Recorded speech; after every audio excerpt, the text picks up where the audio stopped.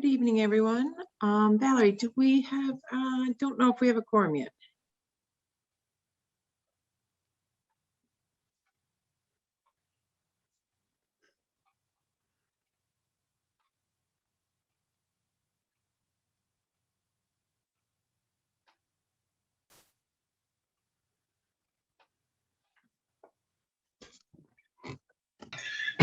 We have 3 with James.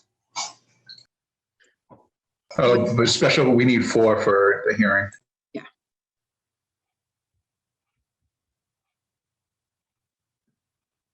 Yeah, I think we're missing Mike and Mark.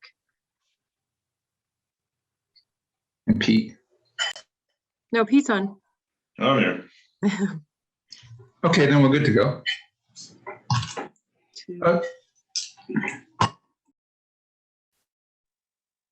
Oh yeah, because we do have 4. I'll give it 1. Well, actually, we've got a potentially long hearing, so let me just grab the agenda.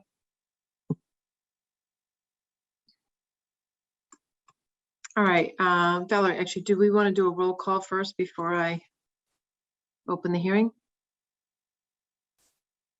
Valerie, we can't actually hear you. No.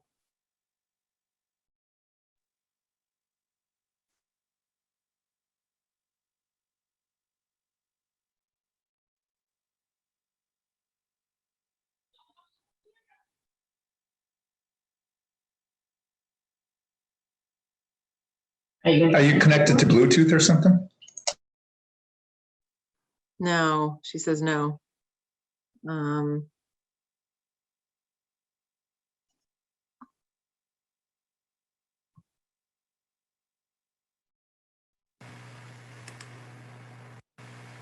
Is that working? Now we can. Now we can hear Yes.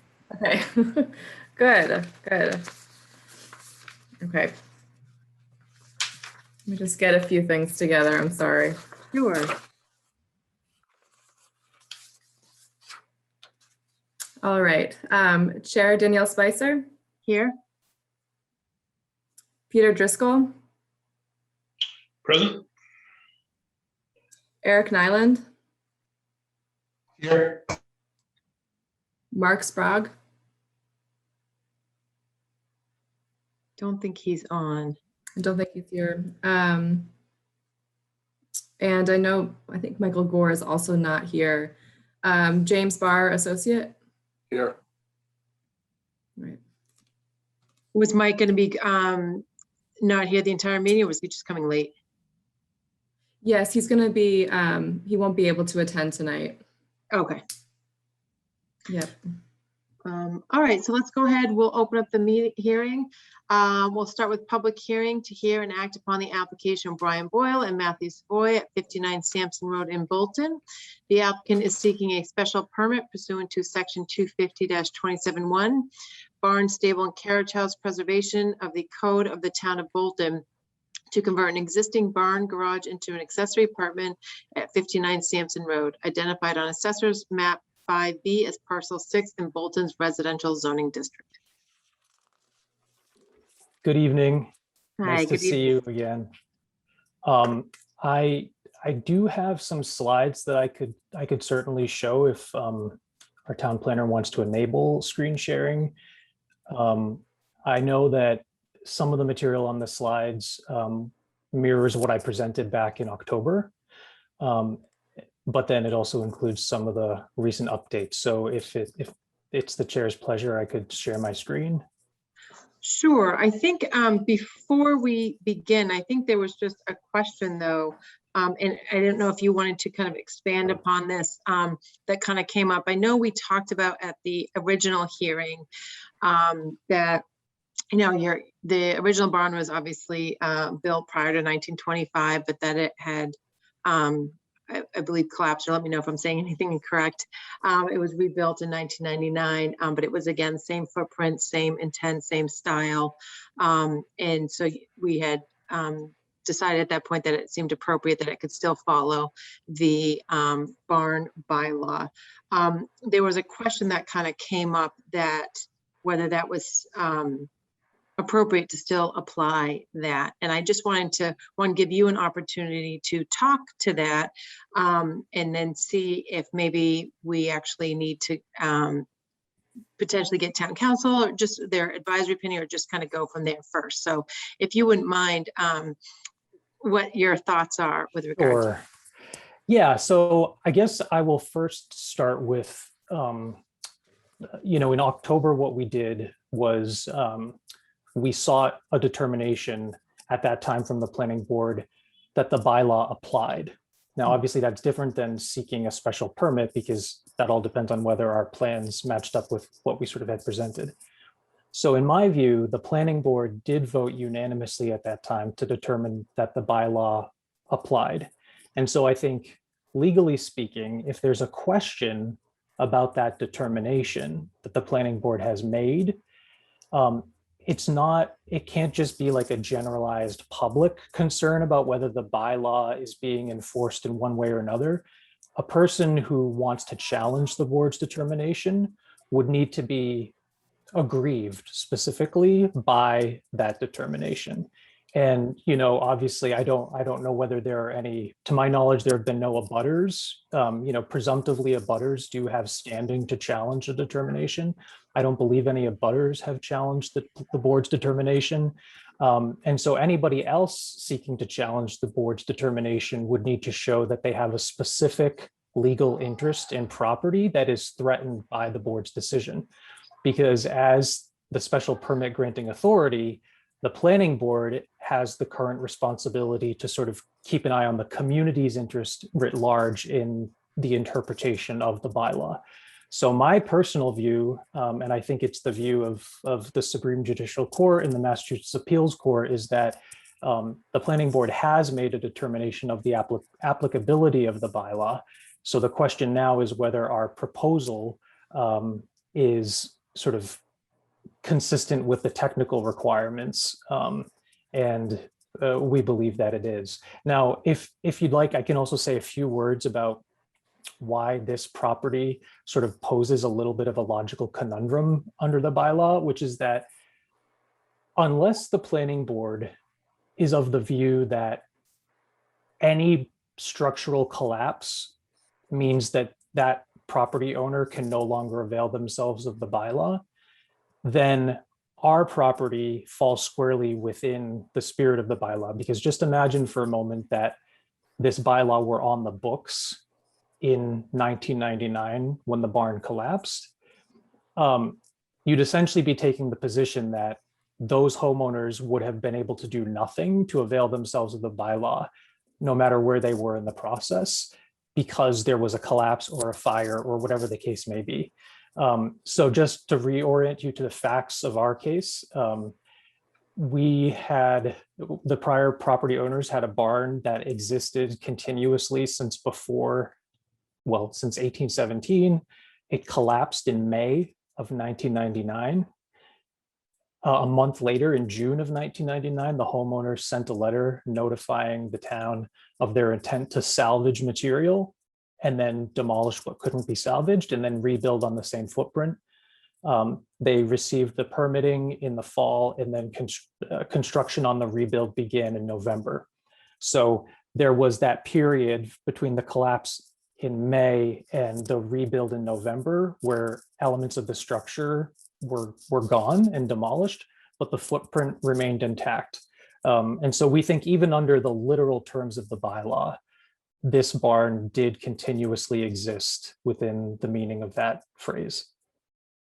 Thank you, Brian. That's a very in-depth answer to my question. Does anyone on the planning board have any questions or comments as a follow-up to what Brian had just said? This is Eric. Yeah, I agree with Brian. I mean, if you're going to say that it doesn't apply, then you're basically saying that you can never, improve or upkeep the property. I mean, they did what they had to do, and they kept whatever they could keep, and kept the form, fit, function of the barn. So I would say that it applies, in my opinion. Yeah, I think the key thing here was it's the same footprint. You salvaged the materials as much as you could. It's the same size. It was the same intent to basically try to replace this, as close to existing as possible. And that's what we had discussed. So I think, sorry, is there anyone else that had comments on that? All right, so if not, then I'm okay if you want to share yours. Valerie, if you can give Brian permission to share his screen so he can walk us through the slides. I believe he does have permission now. Was it still, just to clarify, was it still the board's intent to seek some feedback from town council?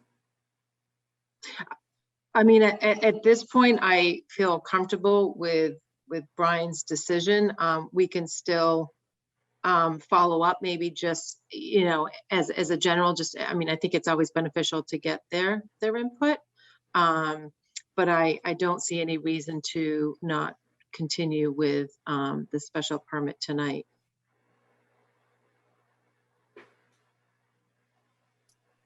Okay, so if I may, I'll kind of zoom through some of the slides that you've already seen. This is the current structure. We touched on the overall purpose, preserve detached barns and provide flexibility for accessory apartment types. That shows our principal dwelling, and then you can see the barn in the back. Again, this all looks familiar. That's the timeline that I just went through, where the original construction, the collapse, the rebuild. That shows the original barn, shows the collapse in 1999. That's the letter that I mentioned where within a month of the collapse, they said that they wanted to salvage materials and then request a building permit to rebuild on the same footprint. That's the application in October of 1999. And then the rebuild, I believe the picture on the right hand side, you can see that's in November of the same year.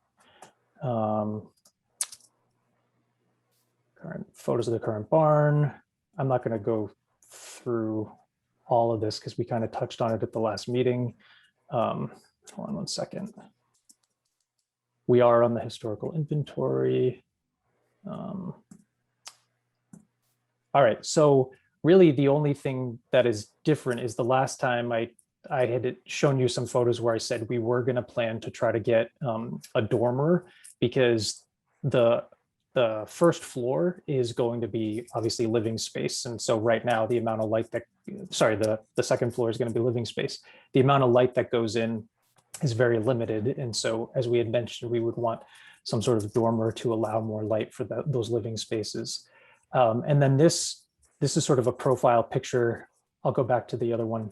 So there's like a little covered porch on the corner, which basically provides a covered entrance, just as a reminder. So this is probably going to be inhabited. Well, it's going to be inhabited by my parents and occasionally my husband's parents.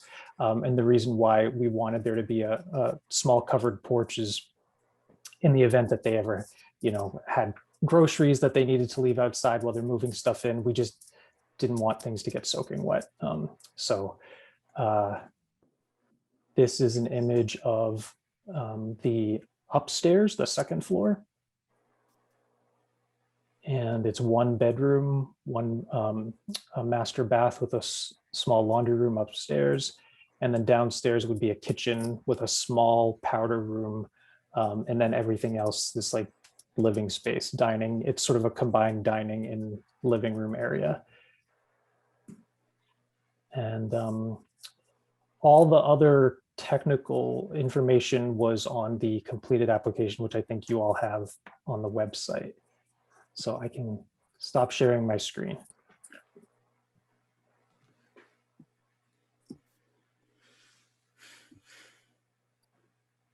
So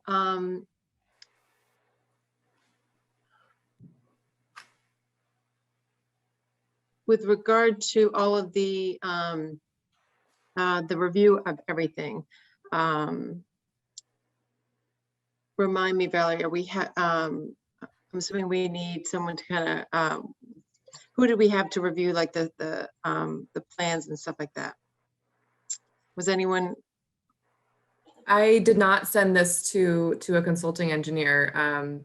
simply, I mean, there's no site work involved. You know, I don't know that's typical to set up a peer review for it, but I'm more than happy to if that's something that the board thinks is important for this project.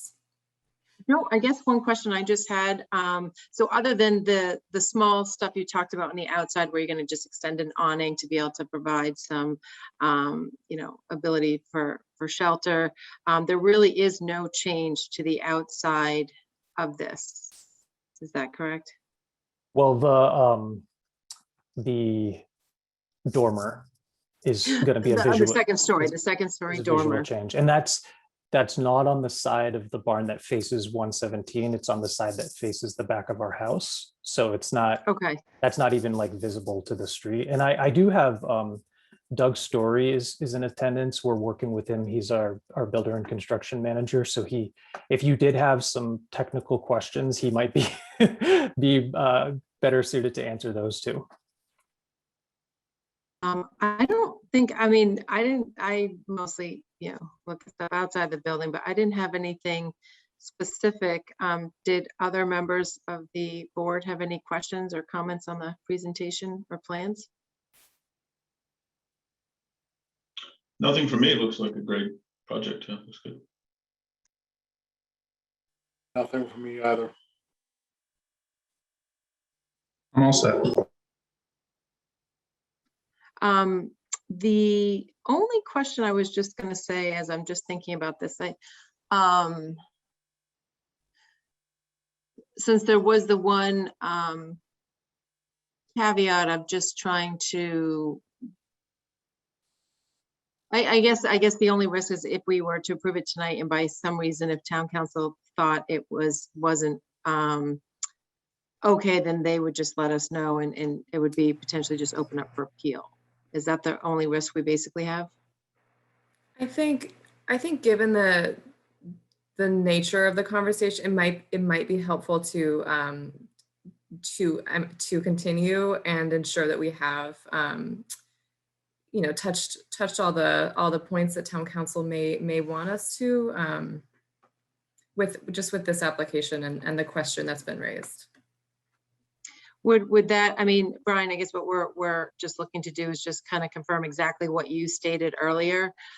Just get kind of a confirmation feeling from town council to continue to then just the next hearing, and if that works for you and they agree with exactly what you just said, then we could vote then. Yeah, I guess. Well, can I ask something actually first? Who's questioning this? I haven't heard anybody questioning this. Where's the question coming from? It came from the Board of Selectmen. Hey, is there anybody present to state their concern, or I haven't seen anything? It looks like someone does have their hand raised, if the chair wants to recognize them. Oh, yes, please. Yes, Jonathan. Can you, do you need to unmute him or? Can you hear me? Yes, Jonathan, we can hear you. Hi there. Yeah, my name's Jonathan Keep. I'm here as a citizen. Okay. I was on the planning board and I drafted this bylaw, the barn preservation bylaw. And so, I mean, putting just as a preamble, I guess, you know, I disagree with the interpretation of the 1925 part of the bylaw, which is very clear on the application as well as in the bylaw. So I was very surprised that that was being ignored in your consideration. But if we just put that aside for a minute, I just wonder, can't Brian do this if the accessory apartment bylaw passes on Monday night? Can he use that? I would think he would be able to use that as well, but he's already submitted. I guess, go ahead, Brian. I think we would actually potentially have to redesign based on square footage under the new accessory apartment bylaw. So, I mean, just, you know, we've spent thousands of dollars already to get to this point. So to have to redesign, and again, respectfully, it's not actually the role of an individual citizen at this point to enforce their interpretation of what the bylaw says. That's the planning board's job. And the legal standard is whether the planning board has abused their discretion or acted arbitrarily or capriciously. And I don't think there's any showing been made that that's the case. And Doug, I don't know if you had a comment. I was gonna say, I saw Doug's hand up. Did you want to go ahead and say something, Doug? You're mute, just, oh, sorry. Can you hear me? Yes. Hello? Yes. Hi, I'm Doug Story. I am a builder in town and definitely here representing Brian's interest as his builder. I was on the planning board for 13 years and was there when this bylaw was first taken up. I guess my very quick 2 cents to the discussion now is decisions by the planning board are decisions that they make, the current board makes when it takes a vote to make a decision. So you don't need to go to town council to affirm your decisions. And if you do that, I think, open a door to having everything you do questioned and evaluated legally, which is not a typical step for a planning board. And I would say, as a builder and as a person who's been working on this for 8 months, the first thing I said to Brian was, before you spend any money, go to the planning board and make sure this bylaw applies. I said, because you could spend $20,000 and getting to the hearing stage, and then you get to the hearing stage and they say this doesn't apply. You should be able to take to them what you are proposing, all the details about your property, and get a preliminary decision so that you know that you're spending that money in good faith and moving forward with a project that, as long as you meet the bylaw and you get the approval of the special permit, you can move forward. So here we sit in April after an October decision that gave him that approval, and he did spend that money. We've secured an architect, we've secured an engineering firm, we've spent money with both of them. We've talked to the Board of Health, we've talked to the planning board, we've talked to the building inspector. We've got everything moving along on this project, ready to go. And frankly, personally, I've reserved a spot in my schedule to build this. I don't think it's fair to say to him, we need to go back and see if that decision in October was appropriate. I think you made that decision. That's my personal opinion. Yeah, I'd like to speak to that. So the barn preservation bylaw was enacted to allow people with old barns pre-1925 to do interesting things with them to preserve them. It was not meant as a backdoor way for anybody with a garage to create an accessory apartment, which is really what is being proposed. There is not, I'm familiar with Brian's property. I worked with Diane and Paul, and that structure is brand new. There isn't a piece of it that is from the old barn. So it's just, if we're going to apply bylaws that the town voted on, we need to apply them fairly and equally. We can't allow anybody with a structure, to turn it into an apartment. So I appreciate, Jonathan, thank you. I appreciate for that opinion as well, both from Doug and Jonathan. I think when it was discussed last October, and the intent was, again, this barn bylaw didn't exist last October. I'm sorry, didn't exist in 1999 when this was replaced. So there was no thought that, in the future, it was going to be anything other than a barn. And, I think the way we looked at it was, and I can actually just say the way I interpreted it was, it was being replaced as a footprint structure that's being replaced to be exactly as what it was. It was a barn. It was meant to be a barn. It wasn't until, when we enacted this barn bylaw that there was a potential to do something more than that. I do understand what you're saying, that it was reconstructed But I think the overall intent and what they were trying to do still meets within the intent of the bylaw. I'm open to hearing what other Yeah, members. I think you have to reread. I think you have to reread it because I don't think your creative interpretation really has anything to do with the bylaw. So, you know, it's kind of disturbing, and I just wonder who the adult is in the room, kind of has the ability to read the bylaw and say no to requests that don't fall within it. I'd like to just address the slippery slope point because I actually don't think it applies.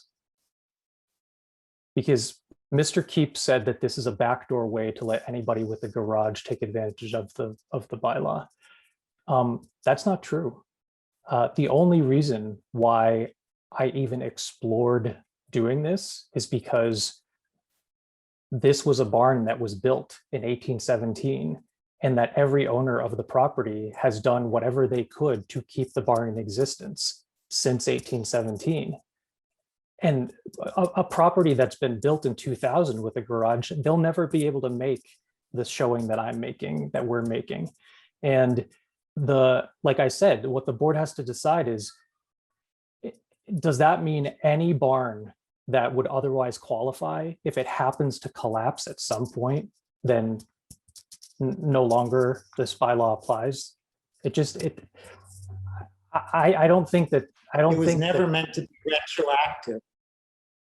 It was never meant to be retroactive. Danielle, this is Eric. I go back to what I said earlier. I mean, this barn was initially built before the date in the bylaw. The barn has to be upkept, you know, any barn built before 1925 is going to need upkeep, and the barn collapsed and it was upkept and built in roughly the same format that it was originally built. And it, you know, so I'm still comfortable with moving forward with it. I mean, if we get you know, Jonathan's talking about the back door. Well, you know, if somebody builds something after 1925, then it's not. But, you know, they tried to keep the barn. If they built some giant thing that was, you know, not in comparison to what was built before, then I would say, no, it doesn't apply. But it's the same form. It's the same footprint. They tried to make it look as similar as they could.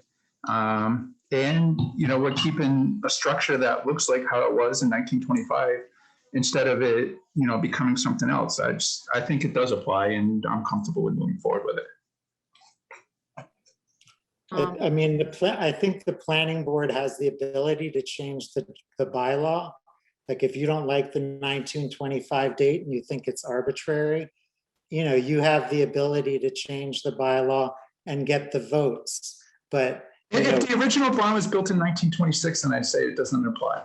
But as the permit granting authority, we get to interpret the bylaw. You know, I mean, not every bylaw. You know, there's areas where the planning board can interpret it and see where it fits, and I think it fits.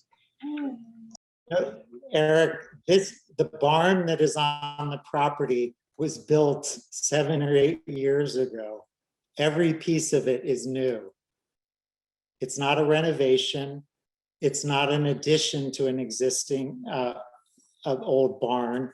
It's completely new from the foundation to the rooftops. So you're being, you know, very creative, and, you know, it's. I think, Jonathan, I mean, what Brian has indicated is that it was actually rebuilt in 1999. Is that correct? And you know, to the extent that they could use salvageable materials, they use that. So it was not just built 5 or 6 years ago.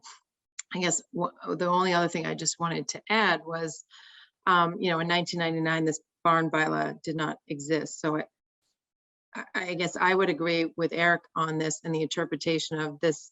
The intent of what was done to rebuild it was to keep it as a barn. It was always meant to be a barn until later on, after it was rebuilt, was to have this potential use to use the barn. Jim or James or Pete, did you have any comments or questions on this? Yeah, I was wondering, Doug, does it meet with the septic and well, is that all cleared? We have had discussions with the Board of Health. We have approval to move forward with it. There's no water issue. The number of bedrooms is not an issue. There will be work connecting this unit to the existing septic system to provide septic there. There's actually water in the barn now. There is not any septic there, so we will be just connecting it. But we've had conversations with Bill Brookings, and because it's only a 1-bedroom unit, it's not a problem. It's not requiring a rebuild or anything like that. Yeah, I mean, honestly, with, all the stuff that's going on in Bolton right now with all the developments that are happening, I really don't see this as much as an issue whatsoever. And I'm okay with the whole process, so I'm good. Pete, did you have anything you wanted to add? Yeah, I was just going to say that I understand it's kind of a unique situation, right? And I think we do look at every situation that's presented, and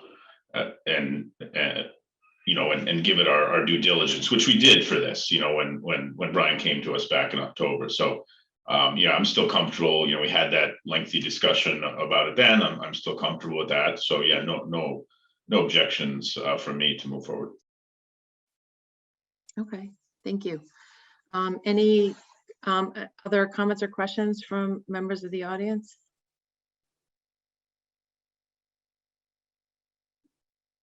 Not hearing any. Does anyone on the board want to put forth a motion?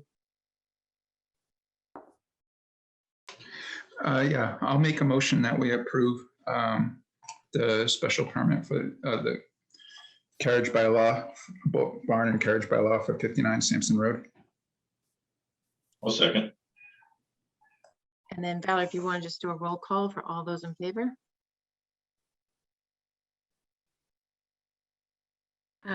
Chair Danielle Spicer, Aye. Eric Nyland, Aye. Pete Driscoll, Aye. and Associate Jim Barr. Aye. All right, thank you. Passes unanimously. Thank So you very much. I really appreciate it. Sure. Have a very good evening. You too. All right, so we are actually a little ahead of a schedule. And so what I'd like to do, and actually, I mean, the good news is our 8 p.m. hearing is going to be continued. So we actually have kind of till 8:30. So I think this is a good chunk of time to be able to jump into the Keys Farm subdivision items that was under the first item. Actually, wait, I need to close the hearing first, right? And then we'll reopen it later. Yes, that's right. I forgot that note too. Thank you. Can someone make a motion to close the hearing? I'll make a motion to close the hearing. Second. All right, all those in favor say aye. Aye. Aye. Aye. Jim Miller, okay. Closing news, thank you. All right, so we've closed the hearing. We're going to jump to business item number 1, discussion with Bob Pace for Keys Farm subdivision for the punch list items and stormwater concerns. Hi, Bob, how are you this evening? Great, how are you? Good. So if you want to just, I guess, give us an update. I know we have kind of a list of things that we'd like to talk about, but if you want to, I know you met with Valerie last week. So if you want to just kind of give us an update of what, I think the main thing we want to, we've got a couple of items that we want to hit on, but I'll let you start. Okay, so I did meet with Valerie last week. She was kind enough to resend me the punch list that was developed back in October or November of last year. I thought it would be maybe a little simpler to follow and actually just go point by point and give you some time frames and how we think we're going to accomplish this. Okay, or does that work? Yes, go ahead. Okay, so the there were 22 items on this. The last 16 of them, okay, were, I'm sorry, the last 6 of them were really pertaining to road acceptance. Okay, I don't think we're talking about road acceptance tonight. Do you guys have this in front of you? This, I don't think they This do. punch I can pull it up for them though. Yeah, I'll share okay. my screen in just a moment when once I find it. yeah, I should have turned some lights on. Can you wait a minute, please?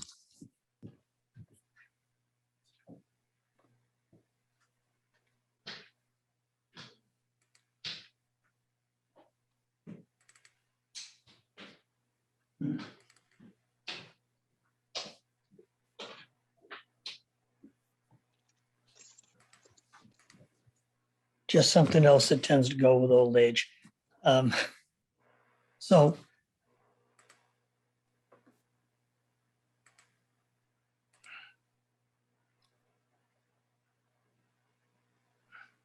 that's great. Can you all see that now? Yes. So I guess, you know, I don't think we necessarily need to go individually through all these punch list items. But how did you want to, I guess. Well, go that's what I ahead. wanted to do. Oh, Okay, yeah, so I guess before we do that, if we can take a step back, so understanding, you know, these are all the items that need, I know this is the complete list of items, but they're, I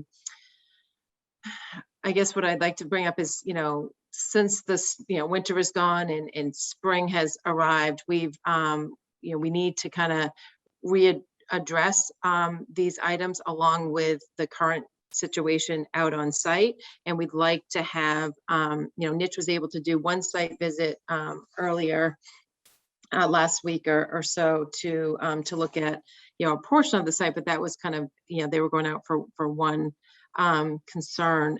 So before we kind of get into this long laundry list, I think the first question was just, you know, we need to be able to have Niche available to kind of compile a more updated, I would say, punch list to potentially include some of the items that need addressing for this spring. But I believe the funds have been depleted. So I just wanted to ask, you know, where can we start off with that first? And yeah, then sure. Okay. Sure, okay. The you know, the request was the $7,000. We thought it was excessive. We're not, you know, just, we're definitely happy to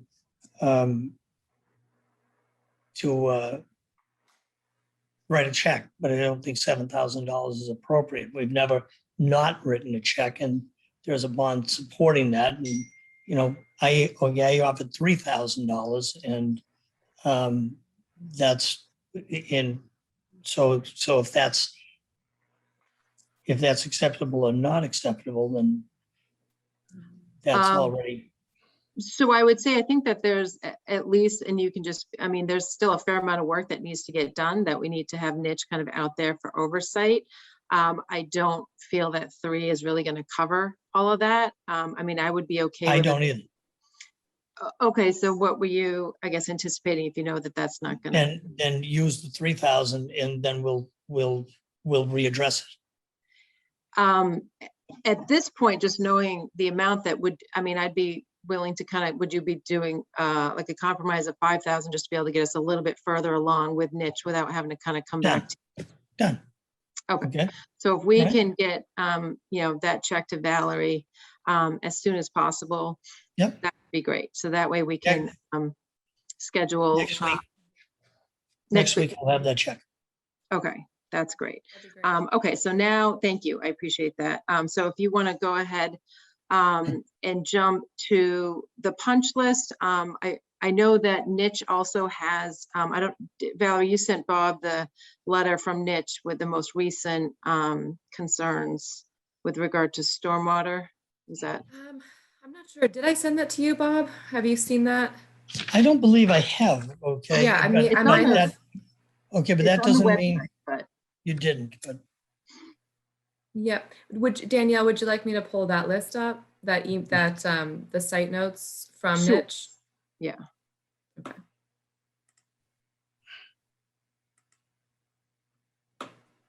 It's also going to take me a little while to find that one. Just Okay. one moment. I'm sorry. Well, why don't, we can come back to that because that's more new stuff. If you want, just share the punch list item, Bob, you can go through that and then we'll follow up with the more recent items that need to be added. Okay, so let's agree to go back to lots 1, 2, 3, 1, 2, and 4. Okay, because I'm sure that's what the niche thing is going to speak about. So the runoff on, okay, number 2 is correct the driveway runoff on lot 4.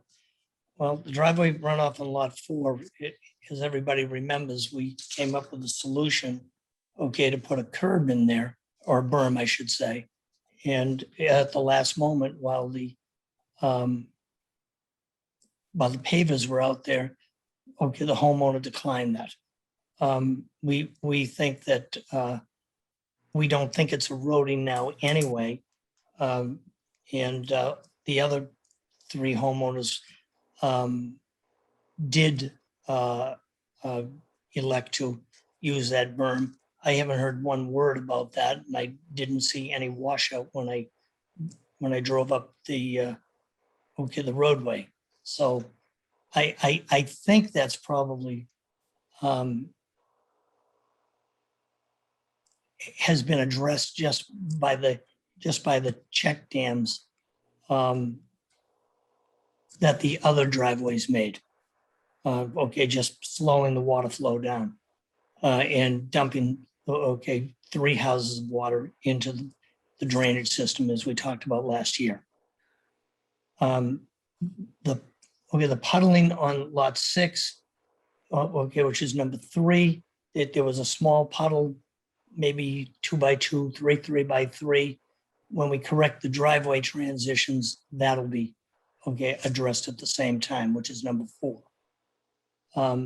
The number 5, the last meeting, we had put new curb in where Niche had shown us. There was discussion about it, but that was completed unless something else has been damaged, that we haven't seen. Number 6. May I just interrupt for just 1 Sure. second?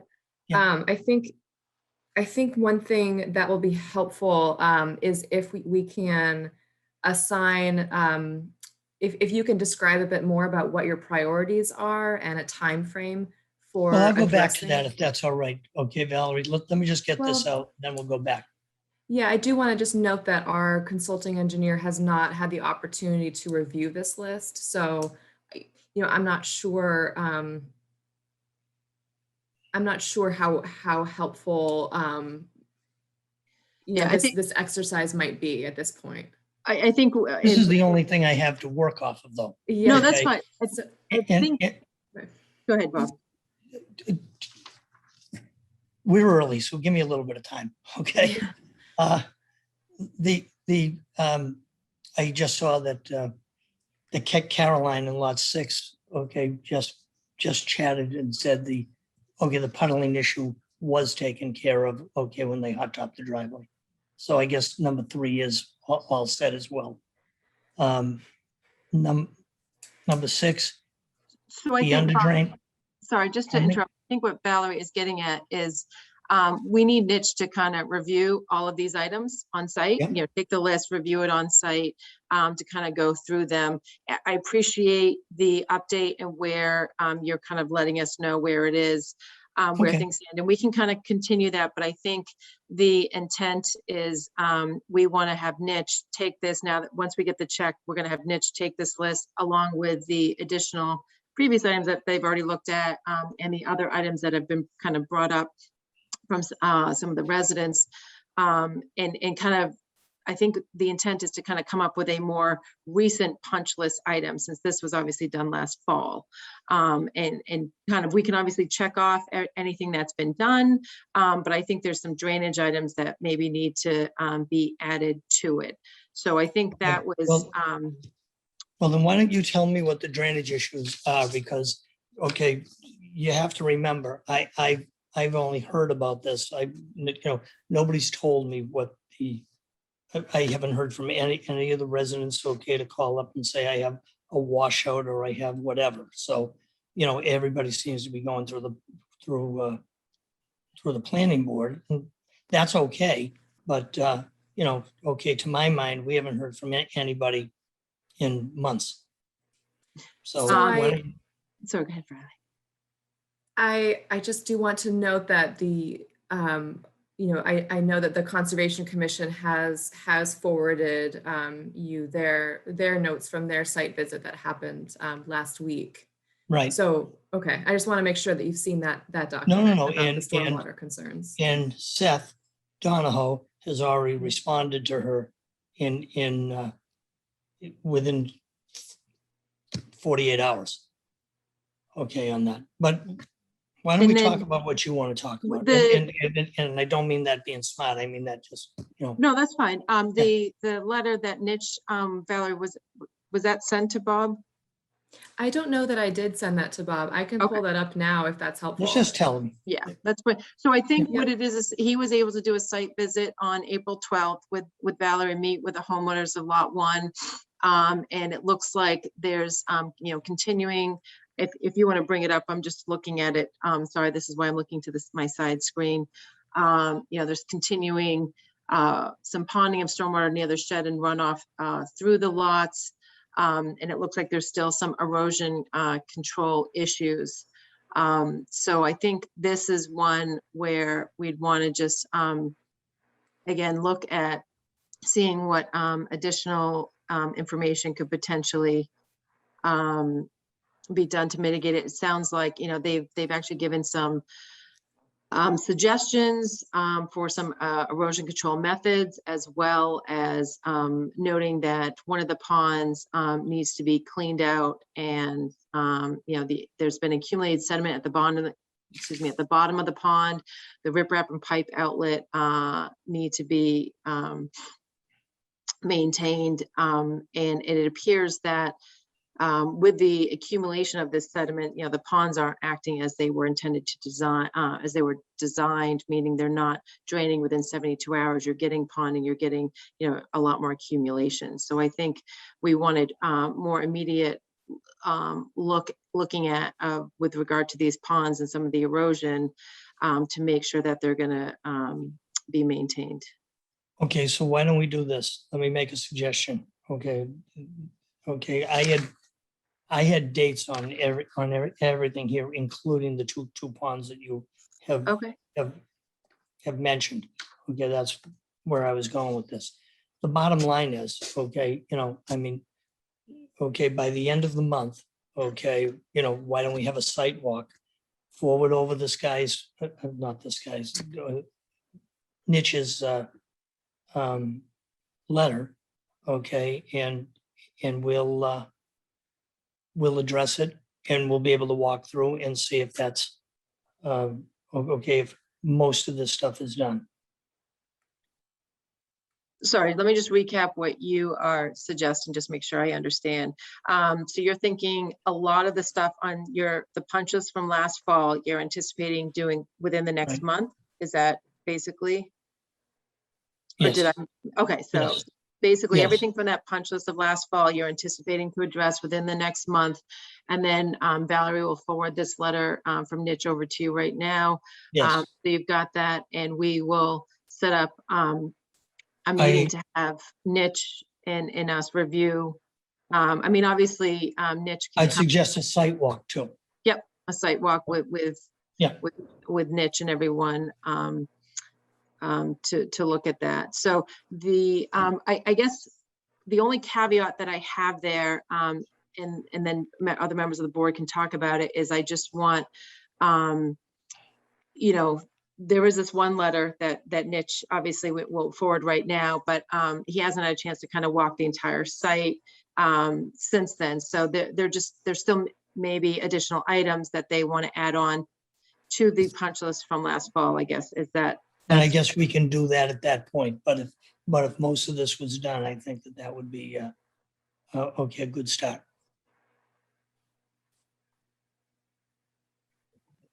Okay, and just to clarify too, the items from Niche were really just from a site visit of lot 1. So this this document is only able to cover concerns that were seen from that lot, and there may be just as many others at other locations on site as well. So this, just for That's you, fine. Bob, Okay. and also for the residents on the meeting, just to know that this letter is not meant to be inclusive of all site concerns. And I So think that was, so I think the main thing, what I guess what we're trying to do is, while we can have a site visit at the end of the month to see the stuff, we certainly want Niche out there, as soon as possible to start looking at all of this and kind of compiling the additional, punch list items. As Valerie just mentioned, I think that it goes beyond just what the lot 1 was noting for lots 2, 3, and 4, and really need to kind of look at the entire site. So just so we can have, okay, I want to be just open about this, okay? Back in the fall, okay, we spent almost $30,000, okay, designing, approving and building, okay, drainage swales, okay, with the intention to, we had the design engineer do it, we had the peer review engine review it. We had the planning board walk it. We came up with the idea kind of collectively. And 6 months later, and I'll be the first to say it hasn't really rained that hard. Okay. They're saying there's a failure. Okay. I mean, Well, I think, again, Niche was only out there to look at a portion of the site, but when they were on site and they're seeing sediment accumulation and the ponds aren't draining, the ponds aren't working as they're designed. So there's clearly, stuff that needs to be addressed with that. That's another issue. Okay. I'm talking specifically because everybody keeps talking about 1, 2, and 4. Okay. And, it was our belief then, as it is, as it is now, okay, that, I say this respectfully, that it really isn't the planning board's purview. That all said, we've done a lot of building in Bolton, okay? I'm trying to do the right thing here. We go out and we do this, and it seems that there's, it's just never enough. So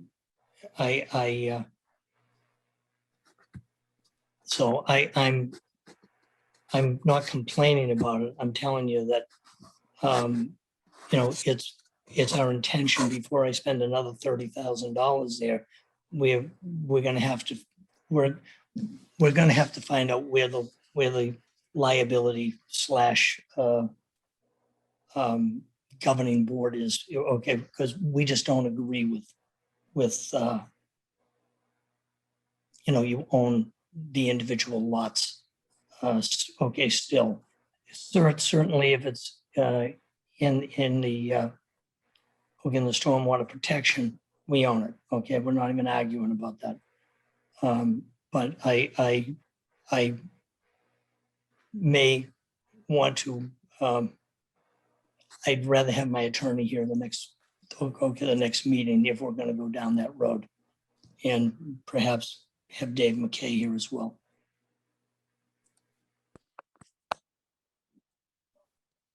Okay. I think, our position is that it says on the plans, you're the permittee holder. You're supposed to be, making sure the site is stabilized. And, until it is finally established, you are the one responsible for needing to maintain that. And you may be right at the end of the day. Okay, we just don't think that we're responsible for everyone's new lawns and so on and so forth. If they come in, they come in, it's that, and please don't think of that as anything but a respectful agree to disagree with an interpretation. That's all. I'm not threatening. I'm not, I'm not trying to intimidate. It's just one of those things that we don't agree with. Nope, that's fine.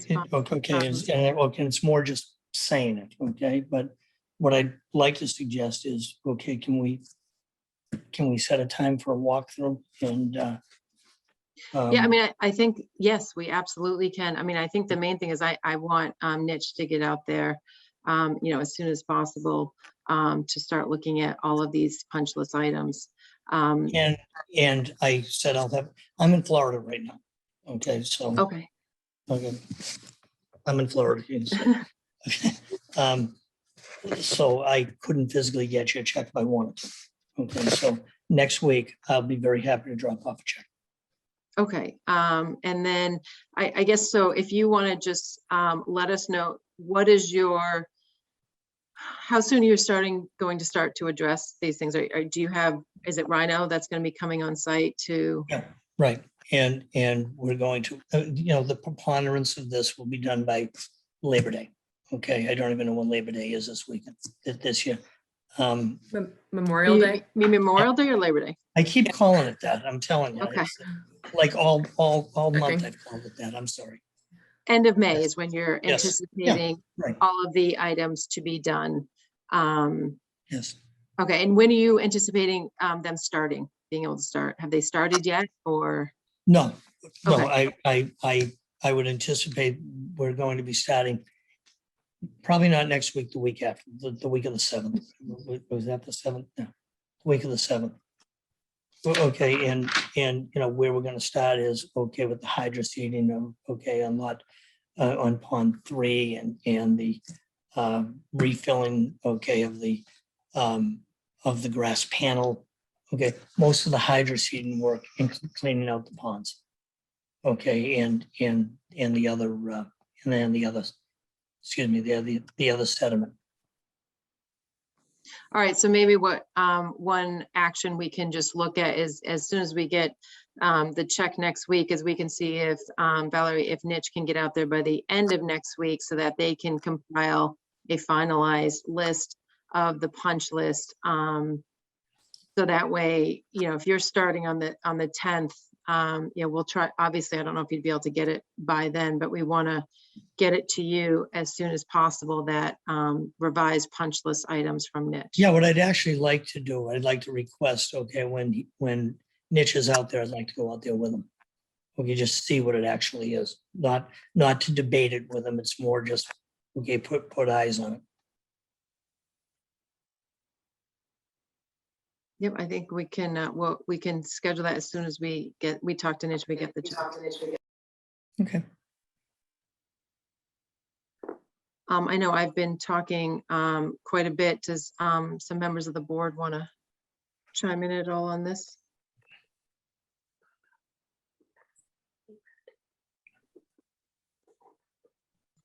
I know, and I am going to jump to the residents soon, because I know that there's been a lot in the chat and I want to be able to give them a chance to talk.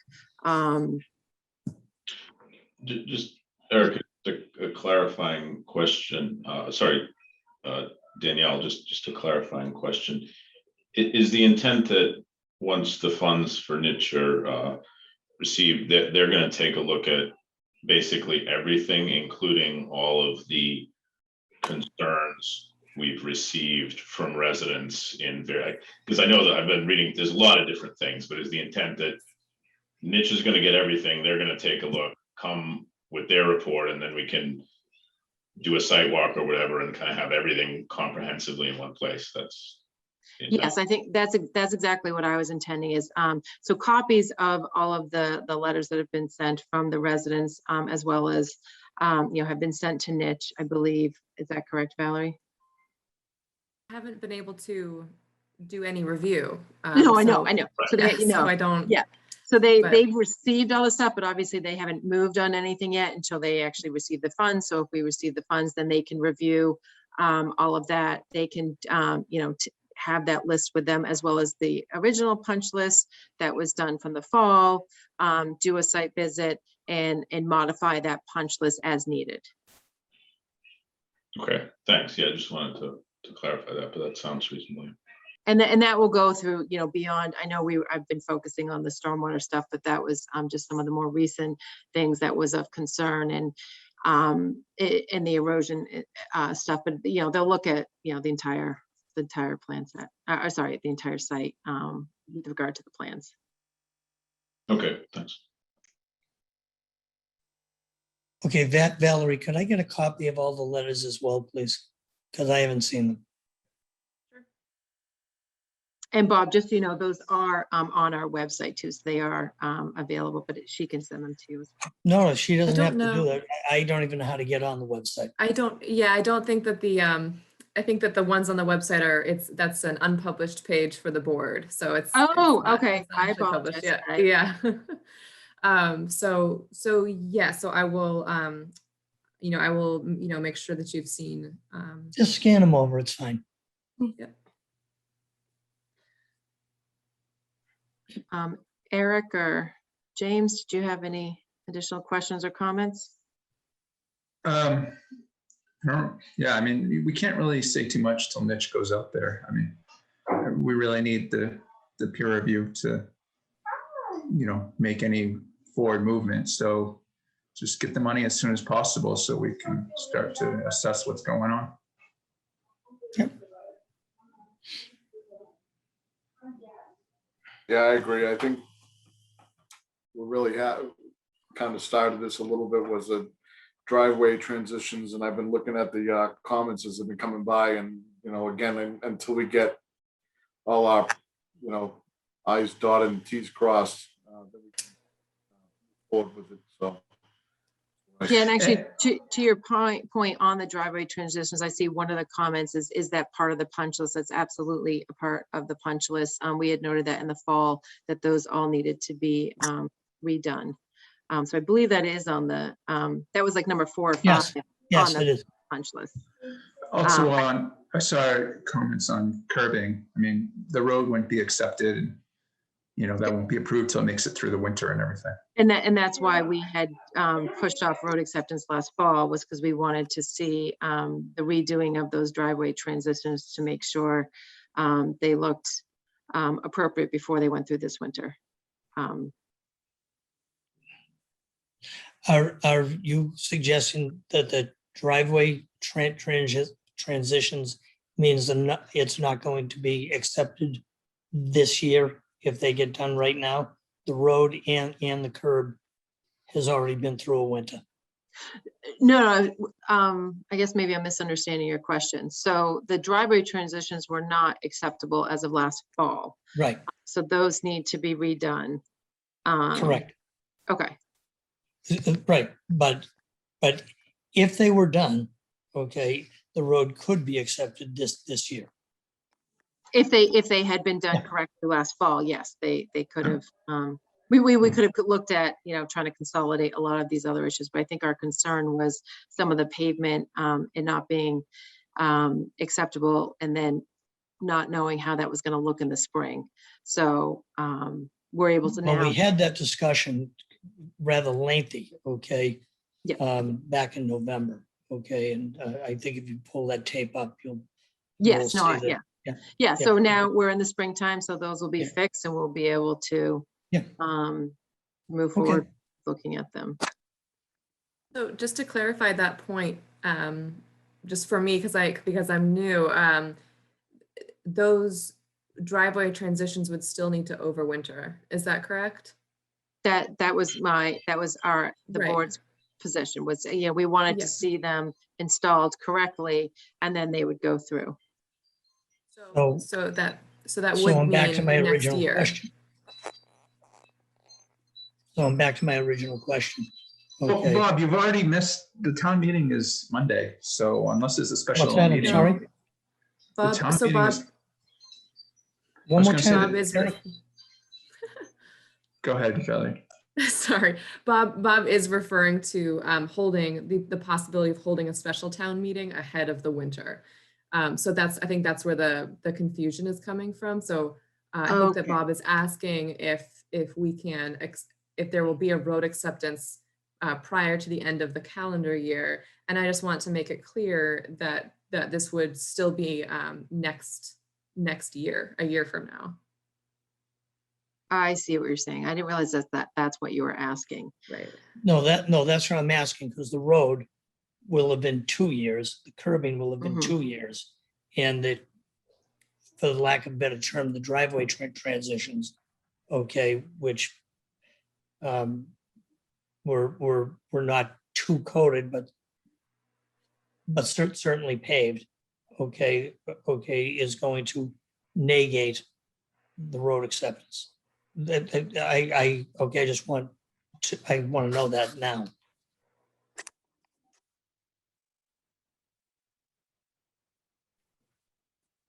What, like, Bob, what are you talking, I mean, your next That's opportunity just is a in question. May. It's just a question. Most likely, there's not going to be a special town meeting. I mean, we've had one or two in the past 10 years, so most likely it's going to be May, so it's going to have to go through the winter again anyway. That's all I want to know. Yeah. Yeah, because we don't want to know that either. Just saying over here. You don't want to know what? Oh, I was being sarcastic. We're all Oh, over okay. suffering because of lack of morals and values and dignity that's been done in this neighborhood. I'm sorry. I Yeah. think that we're actually going to just hold off just a Yeah. little bit more, just to make sure the planning board's able to ask all of their questions. But Heather, we'll have time in just a moment. Wonderful. I can't wait.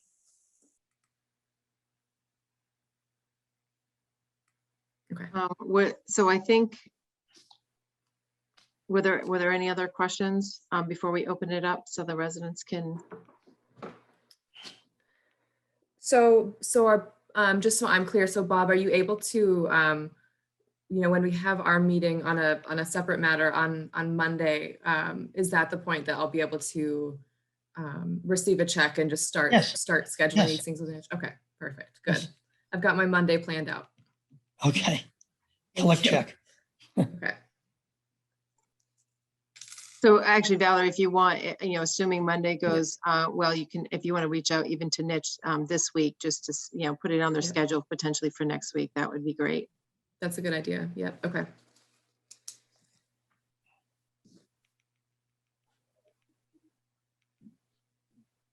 All right, so at this point, I'd like to, open it up to the residents. If we can do this in somewhat of an orderly manner, but I'd like to hear any additional comments. I mean, the intent right now, I think, as I mentioned, is we're going to get Niche on board next week to go out there and to revisit the site, to update the punch list that was done last fall, to add the additional items that need to be added to it. And it looks like Bob's intention is to start addressing these items the week of May 10th. And we will, make sure to have Niche out there, at the times where they're needed to be out there for inspections for the work that will be finishing up. I'll just ask that if residents do want to speak up, if you want to just use the raise hand feature. And then I understand that there's a number of folks who do want to speak, so we'll just ask to limit your comments, and we'll try to get to everyone tonight. Thank you. I think Liz, I saw her hand first, and then Heather. And if you can also just with this, if you can just state your name and address before you start speaking, that would be great. Thank you. Hi, this is Liz Hutchins on 75 Moderator Way.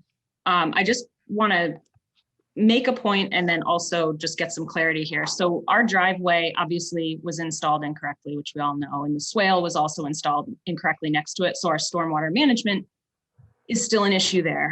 I've sent myriads of video to Erica Uarte when she was the town planner. I've sent stuff to the conservation committee. Doesn't seem like anybody has actually viewed these videos because it does seem like people don't think that there's still an issue. Is there somebody I can send these things to so that you guys can actually see what I'm talking about and understand sort of how bad the water is kind of coming off of our driveway? We have a bunch of wattles right now that are actually kicking the water into the street. So we're not having as much erosion as we would if those wattles aren't there because the water is going into the street. Those wattles are not a long-term solution. So as soon as we pull those off our driveway, all that water is going to completely erode in the right of way. So I just want to make it clear that that is an issue. And it does need to be addressed. But I guess my next question is, when Niche does their walkthrough, is that something that I can be there for so I can kind of explain what's happening? Because the likelihood of us doing this walkthrough in a storm, unless they want to come right now because it's raining right now, you're not going to see exactly where the issue is. Sure. I think, you know, if we've got those as previous videos, we can share those with Niche so that they are aware of it. I know that was one area I thought that they would be looking at Okay. sort of the list as well. But Valerie, I hate to ask this of you, Liz, but if you wouldn't mind going back and just because it was sent to Erica, I don't know where that would have been saved, or Valerie, if you want to address that. Yes, Erica was quite diligent. So I have Okay. a number of folders of videos sent. So going back to 2018, I have each year, sometimes each month, what has been given to us. So just as you were speaking, Liz, I was just looking through and it looks through. I have videos from you from at least July 2020, and I can go Yeah, the back. one I think that's most pertinent is the video I took in November. That was pretty much the last time we got substantial rain. We actually do have a rain gauge, so I can evaluate sort of how bad the storms are. And that was the last storm that we had more than a ½ inch in one storm. So I would like, if you don't have that video, I'd like you to see it. I can resend it if possible. It might be too big, so I don't know. But I can email you offline about that and make sure that you have that documented. I believe I can see your dog in these. So if those are the ones, then yes. Got them. Okay. Thank you. Yep. And then I think Heather was next. If you can just state your name and address, that would be great. Yep, I'm Heather Carpenter from 79 Moderator Way. I've been here almost from the beginning of the neighborhood being built, and I've seen some of the most devastating construction and site work that has ever been done. It is not only a nuisance to the entire neighborhood, it's just heartbreaking. You know, Bob says that, he's not responsible for the site work or the seeding and planting, but then apparently that's going to happen, at some of these little reservoirs, if you will, that they should be drained every 72 hours. They haven't been drained at all. Nobody's been here to drain anything. Nobody has been here to, do a legitimate, checkup on the neighborhood. I've spoken about what happened in the winter. And Bob, thank you I appreciate it. You sitting there on your phone and pretending to care. It's really sweet of you while you're in Florida. And, but this is my point, is that it's immoral. It is totally devastating. It is totally unacceptable. We all care about our homes, our children, where we spent a good amount of money and an excessive amount of taxes to live and have a great, wonderful life. And it has not been that for almost 2 years, if not more for some of us. I can talk about the mail all day long. I can, talk about the stupid trees that, die every month and the little mud piles around them, but when it comes down to is just the lack of concern and the lack of understanding and the lack of resources that us as a neighborhood have been provided. I've said this before, we have honestly had several walkthroughs, whether it is, lot 1, or lot 2, 3, 4, 5, 18. Everything has been looked at, but nothing has been done. We have been told on numerous occasions that things would be fixed. They never are. They probably won't ever be. $5,000 is nothing really in the big picture for a builder. It's not. You know, I'm going to be real. Like somebody who's sitting in Florida, you know, on his cell phone while we're trying to have a serious conversation about our neighborhood, our neighbors, our loved ones. That is unacceptable to me. It is just so heartbreaking. And to see my neighbors struggle every single day trying to plant some seed in their yard where, you know, we were expected to just, you know, just have a house and, like, you know, building is building. You buy a house, you think you're going to have a decent grass, like some loam, some seed. No, it has been heartbreaking, heart just wrenching. And, you know, he's on the phone right now. Like, that's how many poops he gives. Like, I'm trying to be as civil, as nice. We have been all so patient. We have been a sweet neighborhood. We all get along. We all have children. Like, we don't understand at this point why the town doesn't support us, why they don't advocate for us. We need somebody else besides somebody that just builds and somebody that hires, you know, a contractor to do crappy site work.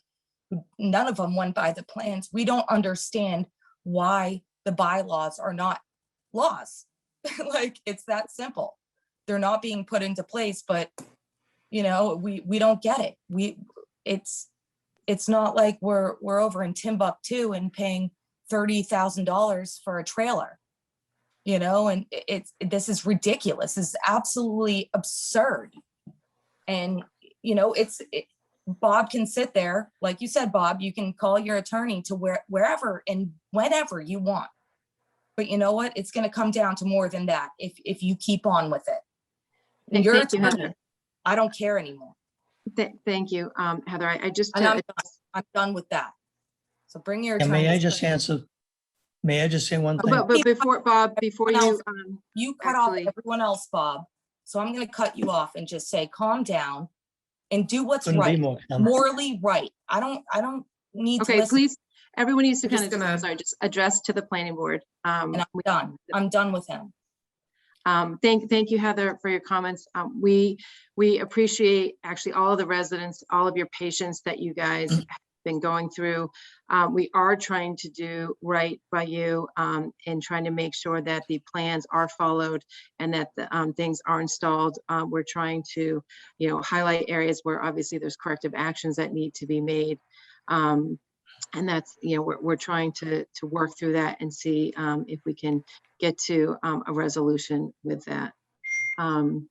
Larry, go ahead. I think Larry was next. Sure. Thank you, Larry Sojourner, 84 Moderator Way.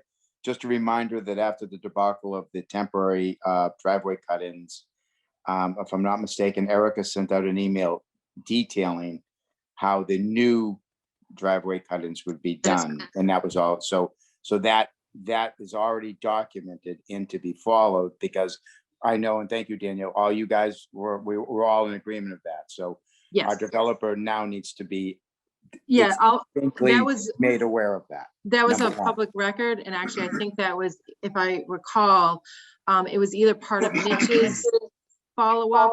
Right. Or I know that was documented. So we'll make Yeah, sure. so that puts that issue to bed on how it should be done.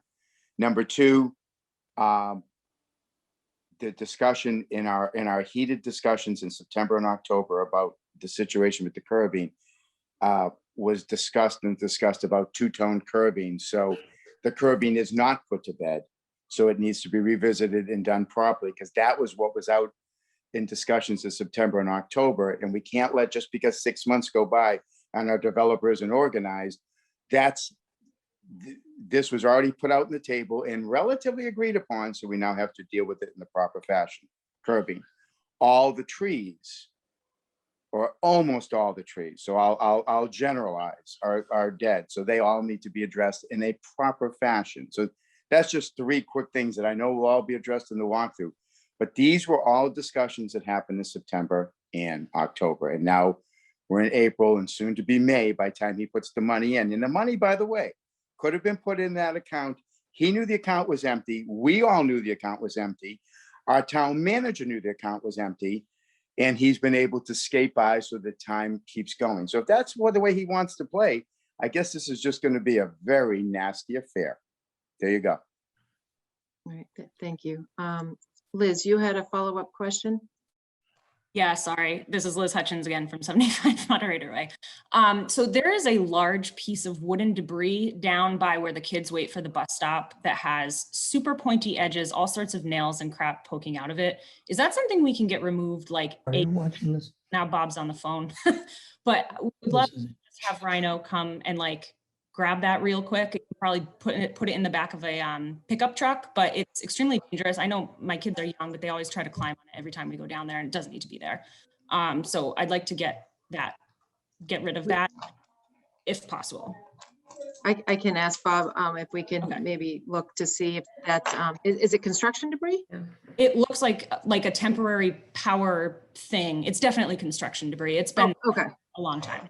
So Val, if you can just add that to the list to potentially let Steve know to, or sorry, whoever's going to be from Niche will be out on site as an item to look at. Okay, and then I just have two other quick comments. With as far as the trees go, which I know Larry had just mentioned, I know a number of them are dead. Is that something, I know everything's under the jurisdiction of the planning board right now, but is that something that the tree warden could consult on? Well, so the trees, I believe they're supposed to have a warranty for 1 year. So if they're dead within a year, I believe they're supposed to be replaced. I'll double check, but I thought that was one of the conditions in the permit. So within a year, if they're dead, they should be covered under warranty and should be able to be replaced. Okay, so but my concern there, and I just want to be clear about this too, is that they were definitely planted incorrectly initially. So the tree, the root balls are basically completely exposed. So even if some of the trees have lasted through this winter, they're honestly not going to make it long term. So I do think that there needs to be sort of a general assessment done to make sure that they're planted in a manner that will keep their long term. And that's more of my concern. So I just want to make sure. I got you. I see what you're saying. So we can add that's noted for niche. that to the list of things to look at. Yeah. And then I think that is all for now. Thank you. Okay, thank you. All right, I don't see any other hands in the air from the residents. We're just about at that 8:30 mark. I appreciate everyone actually calling, listening, and we do appreciate you sending in your concerns and talking and letting us know. We're trying to work with Bob and work with Niche and move forward with finalizing everything. So I think we're gonna jump on to the next item. Unless anyone had any. I'm so sorry, Danielle. Can I just add one more thing? Sure. This is the problem with having these meetings late, is I can't get my mind together. The light that was supposed to be put in at the end of the road was installed actually on 85, not actually on Moderator Way. Now, I know that the way that the plans were written is that there's a little bit of discretion as to where that light can go based on what Hudson Light and Power, their input, blah, blah, blah. Where my concern kind of lies with that, and I just want to make sure this concern is documented. That is our bus stop down there. So in the winter, when we have kids waiting down there and it is pretty dark in the mornings, there's literally no light there at all whatsoever. And so when we're looking at the placement of the light, I really just want to make sure that that's a consideration. If the light, there's already a pole that's actually on the road. So if they had just put it on the pole that's on the inside of the road, then it would literally be right where the bus stop is, but it's like not even on the corner, it's like down the way a little bit. So where the kids are waiting, it's really dangerous. So I just have some concern there, and I just want to make sure that that's documented for consideration when anybody is reviewing that piece of the punch list item. And that, I swear to God, is it. I'm sorry. Okay. Thank you. We'll add that. All right, so with that, is there anything else from the board? We good to move on with the next item? All right, I think I'm seeing some head nods. All right, thank you. We're gonna jump on to the next. Thank you. Thank you, Danielle and Valerie. Yes, Thank you, everyone. All right, so sorry, I've got to pull the agenda back up. I lost it. All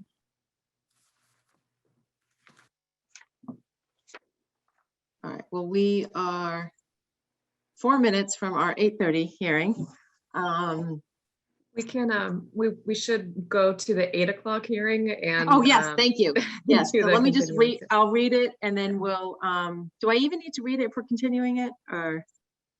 Well, it's already been opened, so it's Okay, it's so let okay me- to, Actually, I need to open back up the hearing because we closed it. So let me, I'm going to open the public hearing to hear and act upon the application of environmental pools, 184R River Neck Road, Chelmsford, Mass. The applicant seeks a special permit for an office and sales facility for the design and installation of swimming pools at 357 Main Street, identified on Assessor's Map 4D as parcel 21 in Bolton's Limited Business Zoning District. Pursuant to sections 250-12D and 250-23 of the Code of Town of Bolton. The existing buildings will be modified and a new storage barn will be constructed along with storage areas. The applicant has asked to continue this hearing to, what is it, May 12th? Do we need a motion for that? yes. Can someone yeah. entertain a motion to continue the hearing to May 12th? What time? Do we have anything else going on? Would that be the 7th? Yes. Oh. We have another at 7:30, I think, so we could do 8.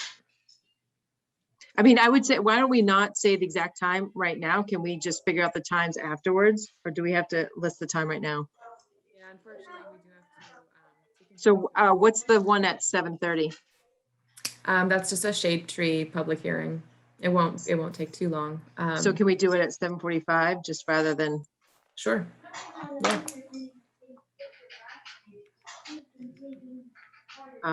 Sorry, Eric, if you want to go ahead and finish your motion. Make a motion to continue the hearing for environmental pools to May 12th at 7:45 p.m. I'll second. Great. All those in favor say aye. Aye. Aye. I, Figured for the easy ones, we don't need to do a roll call. All right, motion passed unanimously. We will now, actually, we're just right there. So I think within 2 minutes, I can go ahead. We're going to public hearing to amend the Town of Bolton subdivision rules and regulations and the Town of Bolton Design Review Board rules and regulations. I thought we already did the subdivision rules and regs. We did that last meeting.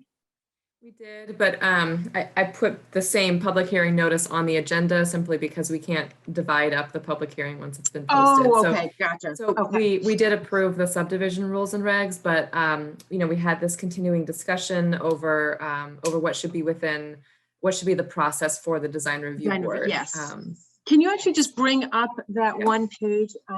So Michelle had a chance to kind of review, if you guys recall from the last meeting, to review with Valerie some of the verbiage for how it should be done. So we've got it in there. The one thing I just wanted to discuss with you all and see that the planning board is comfortable with this. Yeah, can you scroll down just a little bit? Okay, so there's two things. On the end of number 4, it was added, the permitting board shall not close the public hearing process until the DRB's process is complete.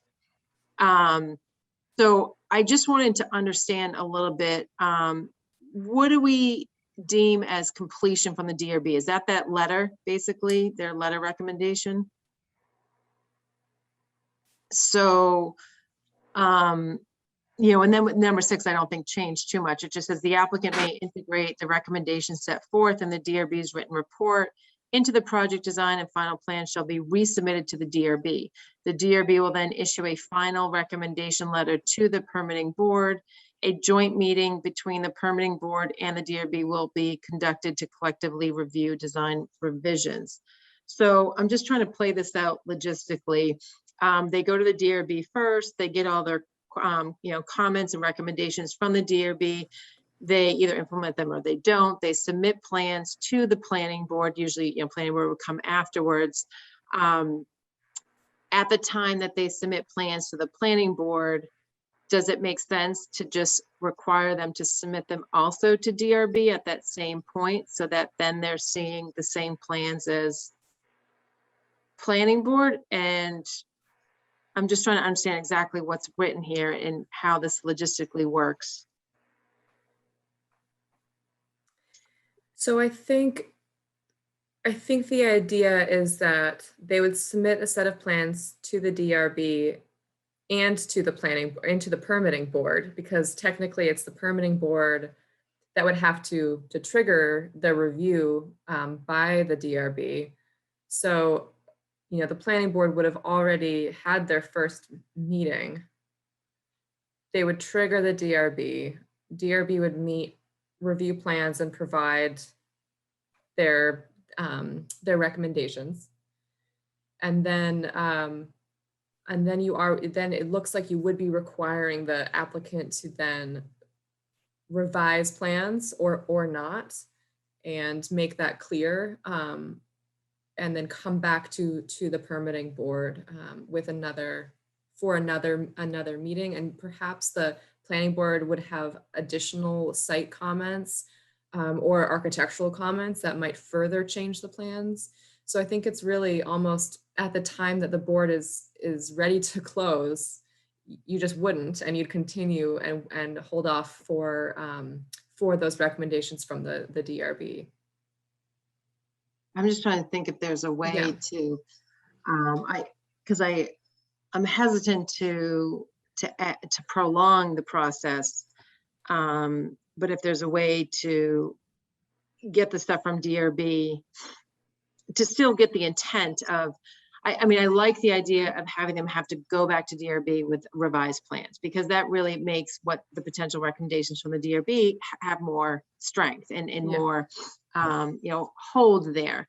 I just don't want it to be cumbersome for the applicant with more, you know, red tape, so to speak. Yeah, I think that for me, the part where it gets a little complicated is that typically, you know, planning board recommendations or plan modifications can be done once the hearing is closed and once they have special permit approval. But in this case, you're essentially asking for plan modifications to be done prior to the close of the public hearing. So it is more complicated. But at the same time, you know, perhaps there's a way to have the second meeting of the permitting board include the DRB. Well, that's what I was thinking. So, you know, yeah. if it was, you know, if the DRB is, you know, triggered, you know, having either the first or the second. I guess it wouldn't be the first, because your first hearing is when DRB would be triggered. They'd go to DRB. And then I would assume the second planning board hearing would be after DRB. What's hard is the last couple of DRB ones have all been through the ZBA, so it's been, you know, the 40Bs mostly. So then it's fair to say that it's possible for the applicant's final plans to be submitted at the second planning board meeting. Yeah, yep. And then at that second planning board meeting, we just have to invite the DRB as part of that. Right. And those recommendations, the permitting board shall not close the public hearing process until the DRB's process is complete. So it just says process. It doesn't say, so I guess, how do you define that process? So until the DRB has issued a final recommendation letter? So I guess that's where I almost am wondering, I would want to add written or verbal, because the recommendations could be given verbally as part of the second planning board, so that there isn't a time lapse, I guess, maybe. Okay.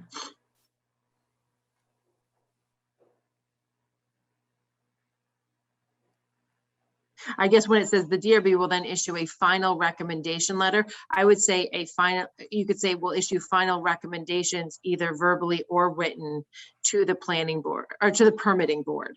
So that way, if there's, you know, too much delay to have a letter, you know, which would obviously not be that night, it could be done verbally potentially. Just for the final one. Obviously the initial ones could be written. I think that would be fine.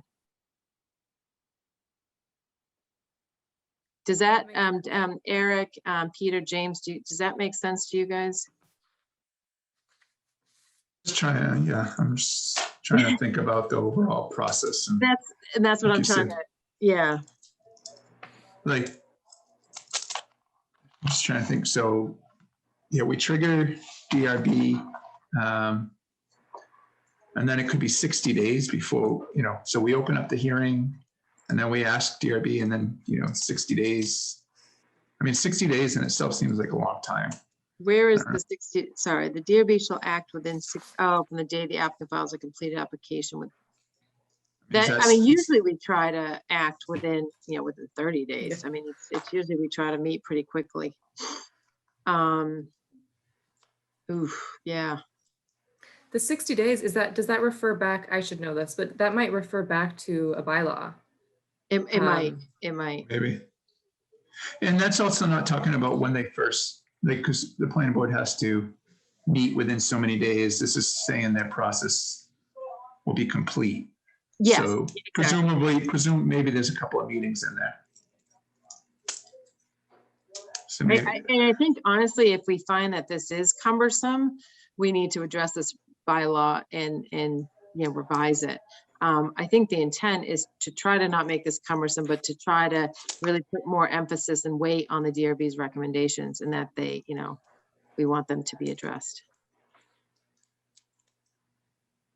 I mean, if I remember the concern from the last meeting, it was, okay, if the DRB sees the plans and provides recommendations, there's nothing to say they'll see anything again, right? They may not see that again. So like reading what's in here for number 6 kind of makes sense, but the last sentence in number 4 I know about not allowing us to close a public hearing until the process is complete. That's not exactly defined what their process is. That I question. So that's my opinion. I don't have a problem with number 6, but I don't like that last sentence in number 4. I think that's exactly my hang up was the number 4, the addition to the end of number 4. It makes it a little cumbersome, almost like now we've just put a contingency on our process or zoning or whatever. Maybe it is best if we just, we remove that last sentence.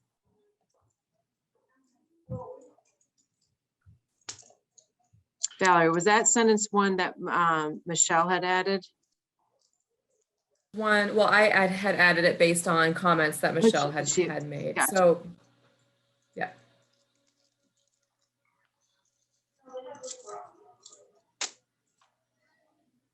So what if we said the permitting board shall not close the public hearing process until the DRB has issued written or verbal recommendations?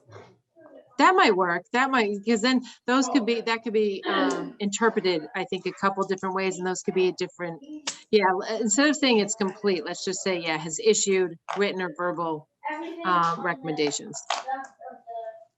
That makes me feel more comfortable. yeah, because then we're not in some phase where they're going back and forth. Like, so these are the DRB's recommendations. Then, we don't want to be stuck in a fight between the applicant and the DRB, I guess. That was my concern. Like, we'll take their recommendations, and in part 6, it says a joint meeting will still be held. So DRB will have their say there. I don't think you need to say DRB's process is complete.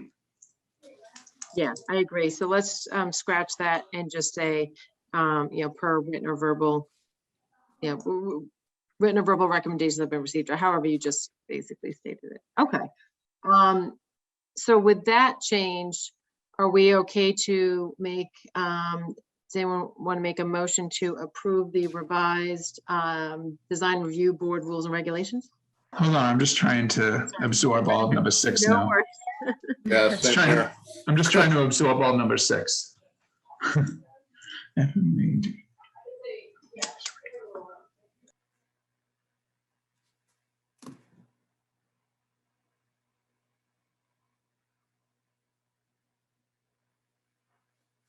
So when it says may, So it may integrate. So it's saying that it's It- not we a have to discuss- requirement. Correct. Yeah, It's at the yeah. discretion of the planning board. Okay, so they may include those, and then DEB will then issue a final recommendation letter to the permitting board. And then it's just at some point, there's going to be a joint meeting between the permitting board and the DRB to collectively review the design. So I think that's okay, because that doesn't specify when or,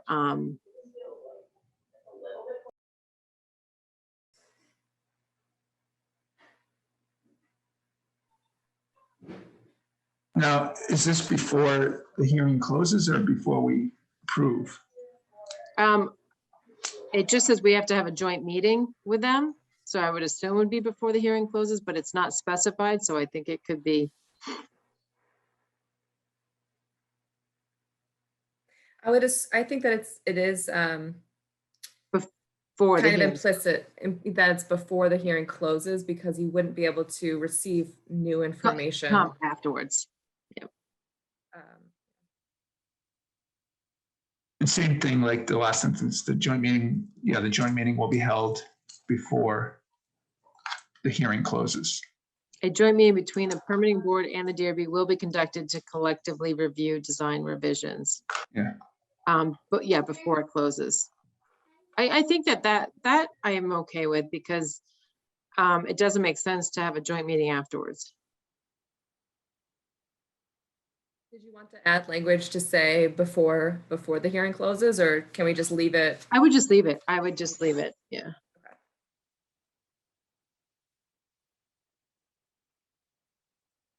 I mean, typically we, if there's a public hearing, we typically will, continue that as much as necessary to, go through whatever needs to be done for a project, right?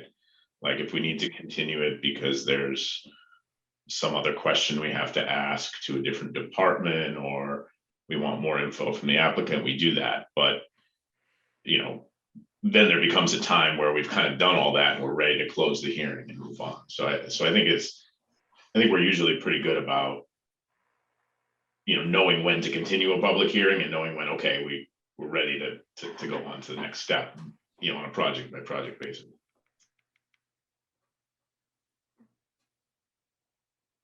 Yeah.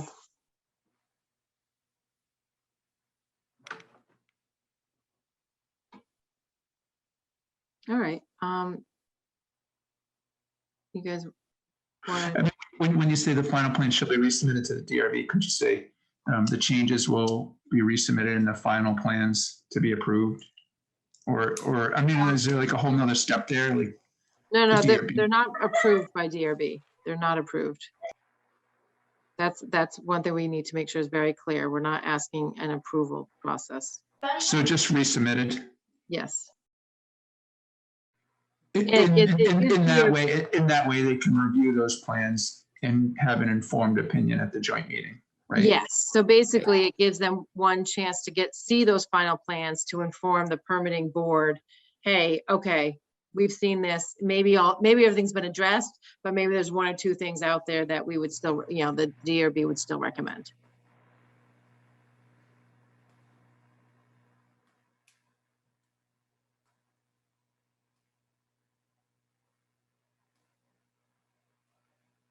And is there a time frame to how long they take to get a letter to us, or? No, I don't think we want to put that on there, but it's usually pretty quick. I mean, we kind of jot stuff down. I mean, I would say within a week usually from the DRB, from when we have the hearing. Usually Michelle's issuing that letter. And they would feel pressure to do We're that in a certain- timely fashion. Yeah, absolutely. I don't think they're going to want to hold anything up by any means.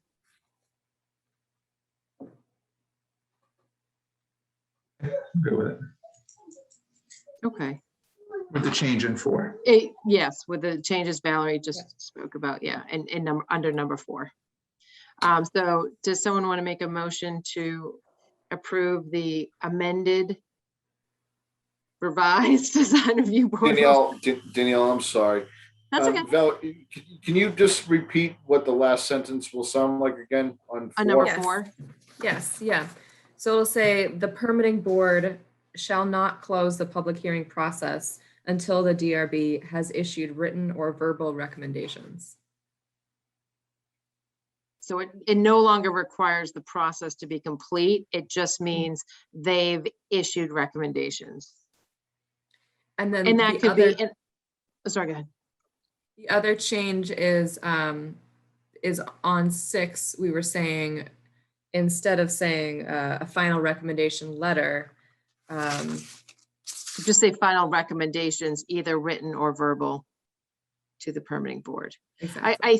I think, and mainly that's, I just want to add that caveat in there, where if there is a time crunch or there is an issue, that, you know, during that joint meeting, those recommendations can be issued verbally. And that's, by doing that, you're not going to hold up a process. Whereas if we say it has to be a written letter, that could hold up the process. Like they would have to meet. Yeah, or They would have just, to have a meeting before we can meet. And on 4, where it says the DRB shall act within the 60 days, is that 60 days, that's including the last sentence where, no, so if that's from when the applicant files, from the very beginning of the applicant. So when the applicant files their permit, that's when the clock starts. So I think that's a bylaw requirement. right, okay. So we don't want to put in any type of time frame in terms of, I'm looking at it going, all right, the permitting board shall not close the public hearing process until, and then it was letter of verbal. You don't think there should be any type of within 10 days, within 20 days, within 30 days? And give them like a set time frame of when it, what are your thoughts on that? We could I was going to say- leave it open, but go ahead. What were you thinking? Yeah, I mean, I think that the reason it was left open is because the special permit that the applicant is seeking is still held by 40A. And so there's still, the permitting board essentially has to close within a certain amount of time, just due to the nature of the special permit. So, I mean, I will say, so just in the past, I mean, it's always been they meet with the DRB once and then the DRB issues a recommendation, then that's it. So the intent here was just to, and they're usually pretty good about getting their recommendations, within a week or two to the planning board after they've met with the applicant. Because they want, the applicant to have that letter, as, fresh in their mind when they've just met with DRB. So I don't anticipate there being an issue. I kind of get where you're going, where it's nice to not leave it open-ended, because you certainly wouldn't want them to hold up a process. But I think the fact that we've changed the sentence to number 4 to say that, they can't close until DRB's recommendations, either written or verbal, have been received. That means that, if they receive something written or verbal, as soon as they've got that, they're eligible to close. So I'm kind of going back on this one now. I know, yeah. Because I'm thinking. I just don't want stuff to be like held up if it's something. No, that, exactly. That's No, my main concern exactly. with bringing this Yeah. up. Jim, no, I really appreciate that comment, because I'm thinking too, when I was saying 40A, I was thinking, well, wait, this can also be triggered for 40B. Yes, it can. And we don't want to hold up, this board and the current DRB and the current ZBA have all of the best of intentions, but you never, Right. who knows who's going to be on the board without having these rules and And regs change. just to say, the past couple ones have been 40Bs. So Right. if there was a really big contention, I mean, yeah, maybe there's a sentence that here to say, written or verbal recommendations from the DRB shall be submitted to the permitting agency within 14 days of, I don't know, is it of the hearing or of the meeting?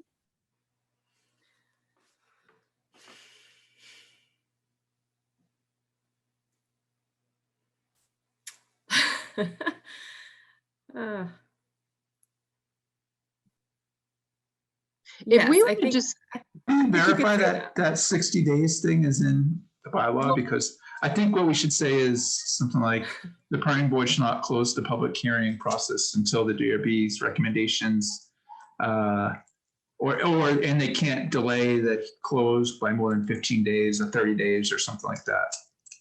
You know, that, Yeah, yeah.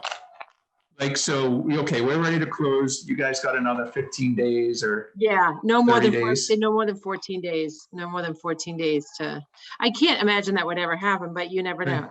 Yeah. No, Like you said, if there is some contentious thing and they're being, you know, if it's a, you know, a different group of people and, you know, they have something in mind and they refuse to give recommendations because they're not happy with how things are going or something, right. you know, just some like, okay, well, we're going to need recommendations within so many days or something. We're going to be closing, so we need recommendations and some wording to that effect. how a board could, I wonder how a board could figure out if they're ready to close without closing, and whether they would be pressured to close, you know, to close anyway. Well, I guess, You know- so here's one question. If we were to strike the last sentence under number 4 out completely and not include it, does number 6 cover us enough to get at what we were saying? Like, just strike out number 4. We saying the applicant, you know, may include, you know, integrate the recommendations from the written report. The DRB will be issued, and final plans shall be resubmitted to DRB. So DRB is going to get final plans, and they have the ability to issue final recommendation letters, recommendations, both verbal and written, to the permitting board, and there will still be a joint meeting between the DRB. I almost want to, That covers everything. it covers think- everything, and it doesn't require a closing of a hearing on DRB at all. I think we should just strike the last thing under 4 and just keep 6. What do people think? I agree, because it's like, okay, we're gonna be closing. You're invited. Come make your recommendations, even if you're. And they still have to go back to DRB. They still have to submit revised plans to DRB, and DRB can still issue us final recommendations, but there's no caveat. Yeah, it's really clean there. I think if we just get rid of that extra sentence in 4 and leave 6. So in number 6, sentence 2, the DRB will then issue a final recommendation letter to the permitting board. And to go back to what we were saying, within, you know, should we put in like within 30 days, 14 days, give an actual time frame? Well, I don't think we need to do that anymore, because the deadline's going to be when we invite them, basically. Yeah, I think Okay. the fact that we've gotten rid of the caveat of it has to be done, it's not needed. And we said that second sentence, a recommendation letter or verbal. Yes, we'll say we'll issue recommendations, either written or verbal, to the permitting board. I like that. I still like that. Gives that option. Yeah, and then basically it, you know, whenever we are going to close the hearing, and, you know, we're going to ask the DRB to come, that's essentially the deadline. So then we don't have this extra variable in there that we're. Yeah. I like that. Okay. Okay, so I think we're good for a motion now. Someone want to make a motion for the amended revised design review board rules and regs? Yeah, I'll do it. So I will motion that we approve the amended design review board rules and regs by striking the added sentence in the latest draft in part 4, and adding in sentence 2 of part 6, recommendation letter or verbal response. Yeah, I think that's good. Is there a second? Second. All those in favor say aye. Aye. Aye. Aye. Do a roll call on this one, I guess, maybe. Yeah, I figured. Can we do Can we do another one just to close the public hearing? Sure. Can I have a motion to Thank you. close the public hearing? Motion to close hearing. Thank you. Second. All right. All those in favor say aye. Aye. Aye. Aye. All right. So those are done. Well, Yeah, okay. I was gonna say, do we need, so we closed the hearing. We already voted to approve it, I guess. Okay. Yeah, we're good. Is that okay that that was voted during the hearing, or do we need to revote that? I would revote with the roll call. Yeah, I Right. think so. What was that? Does Revote the, roll call? The vote for the revised rules and Approve. regs, does that need to be after the hearing closed? It I does, think right? Yeah. technically, yes, Yeah, yeah. we'll keep it clean. Yep. So Eric made a motion and Jim, you seconded. We'll do a Pete. roll. Pete Oh, sorry, seconded. Pete seconded. Sorry. And we'll do a roll call for all those in favor. Danielle Spicer, Aye. Pete Driscoll, Aye. and Eric Nyland. Aye. Great. And- Fredo. All right. Yeah, sorry. That's okay. I think Um, no associates keep this us- time, but Keep us honest here. Here we go. All right. Aye. not personal. So let's review for the annual town meeting. Mike isn't on here, but I hope he was going to be he was going to be presenting the accessory apartment and the, I think he was doing, what was it, 3 of them? And I was doing He was doing the accessory apartments, and I did speak to him earlier this week about that. Okay. And I believe we had, I had written down a list and now I don't have it, but I believe, Danielle, you were going to do outdoor lighting. Yep. And temporary signage. Yes, I think I did maybe say I'd do both of those. Yep, that's fine. And then I don't believe anyone had volunteered to do the road acceptance for Houghton Lane. I mean, so if didn't Doug ask to try to combine the outdoor lighting, the signage, and the road acceptance into one? Is that right? Yes, but in case it Why gets would called we, to question. why would we combine those? I could see the road acceptance and the, what was the other one? The signage, that was pretty easy, but there might be questions on. Well, he was gonna just lighting. he was gonna ask to see if all 3 of those could be combined. He thought Okay. that they might go together, but obviously if someone has an objection, they'll go separately. But he knew the accessory apartment would be some discussion, so that one he wasn't asking. So I guess with that, I can, unless someone wants to do the road acceptance. Whoever's up at the time, wherever it is in the order, whether it's you or Mike, should be easy enough. That's what I figured. If we're gonna try to combine them all, I'll just do that. Okay. Valerie, what Erica had done in the past is she used to give us something to read for each of the articles. I don't know if that's something. Can I ask one more question? I'm sorry. Yeah, go ahead. If we are doing the combined acceptance, does that mean are we going to give a presentation on the lighting or no? Well, so we kind of missed doing, I have a fact sheet. I have a fact sheet that I'm going to speak on. But basically I would go up and I'd speak on all 3 of them at the same time. So you'd have a space to introduce them. That's what I'm assuming, right? Valerie, If someone asks to pull them out of the consent calendar, then you would be able to present on or to speak to it. But in the case that, that they're just grouped together and voted on as a whole, no presentation needed. The idea here is that town meeting can be expedited because of COVID, so that we're all, not in the same space for too long at a time. okay, so actually, by grouping them in the beginning, I'm just going to read the verbiage that introduces the 3 of them, and then that's it, and I don't say anything. That's My impression. That's my Unless there's a concern and somebody wants to remove it. Yeah, obviously, and then as if they're broken up.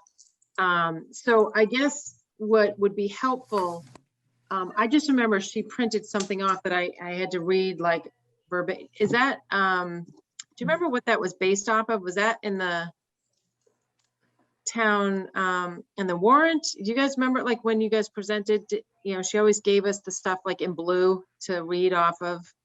Was Set it, a duly noticed meeting, that thing. Yeah, at the duly noted meeting, such and such. okay. So I guess I would need help with how to craft that. Yes, okay. I can try to put something together or see if she may have, you know, I'm sure she has that in there for previous town meetings. Yeah, Was she it- absolutely has in there Yeah. for previous town meetings. Yeah. So Um, basically it says, you know, at a duly noted hearing on such and such a date, the town boarding, you know, town planning board voted, and it was whenever we voted to, you know, kind of move for the articles and stuff like that.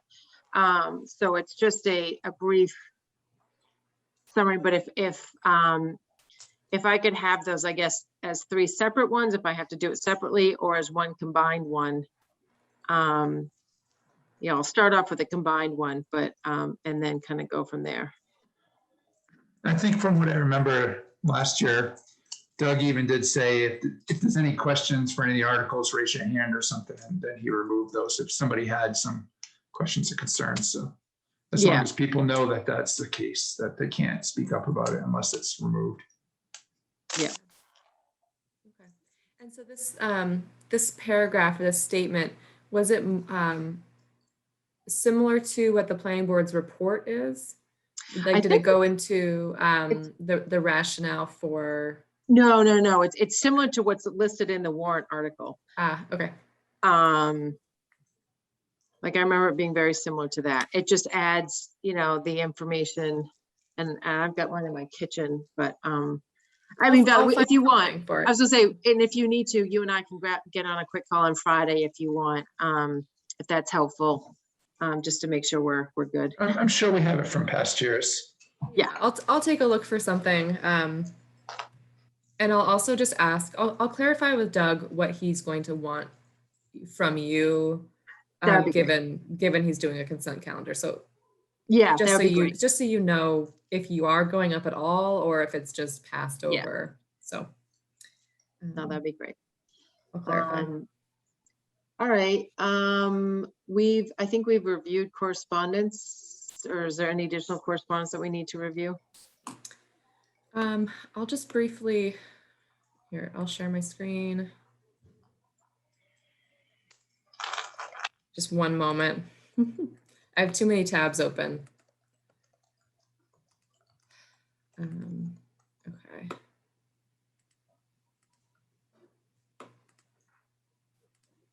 So one thing that I have done in the past, and I don't know if I really described this at our last meeting, but one thing I've done in the past in Stowe was kind of put together a bit of a planner's report, just a brief narrative of some other items going on in town that you should be aware of, or you might have interest in knowing more about, just items that aren't necessarily related to permitting, but are still definitely, the purview of the planning board.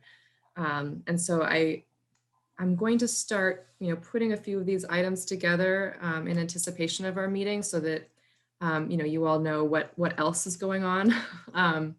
So I'll just run through this really briefly. So first off, the master plan steering committee is working on putting together a public forum. We're looking for some date in June. We're trying to coordinate to make sure that we have an outdoor COVID safe space where we could hold a public forum. And we're going to be partnering with MAPC on that because of the funds and the hours that Erica was able to secure. So look for more information on that in the coming month or so. And just also another heads up that there's going to be a information session this Thursday hosted by the DPW related to the potential for the MassWorks project at that intersection at the high school, if you're interested. And then we've already discussed the town meeting consent calendar, so I don't need to go into that. Another wonderful project going on in town right now is a result of the municipal vulnerability preparedness action grants. So Rebecca Longvall is working on working with, I think it's BSC Group on a Yeah, final BSC did report. Yeah. They did the original MVP planning grant, so I wouldn't be surprised if it was BSC. Yes, yes. And they're getting a report finalized, so it should be available soon. But they're really doing a wonderful job looking at specific case studies of where nature-based solutions could be integrated into a few different places in Bolton, as well as Harvard and Devon's.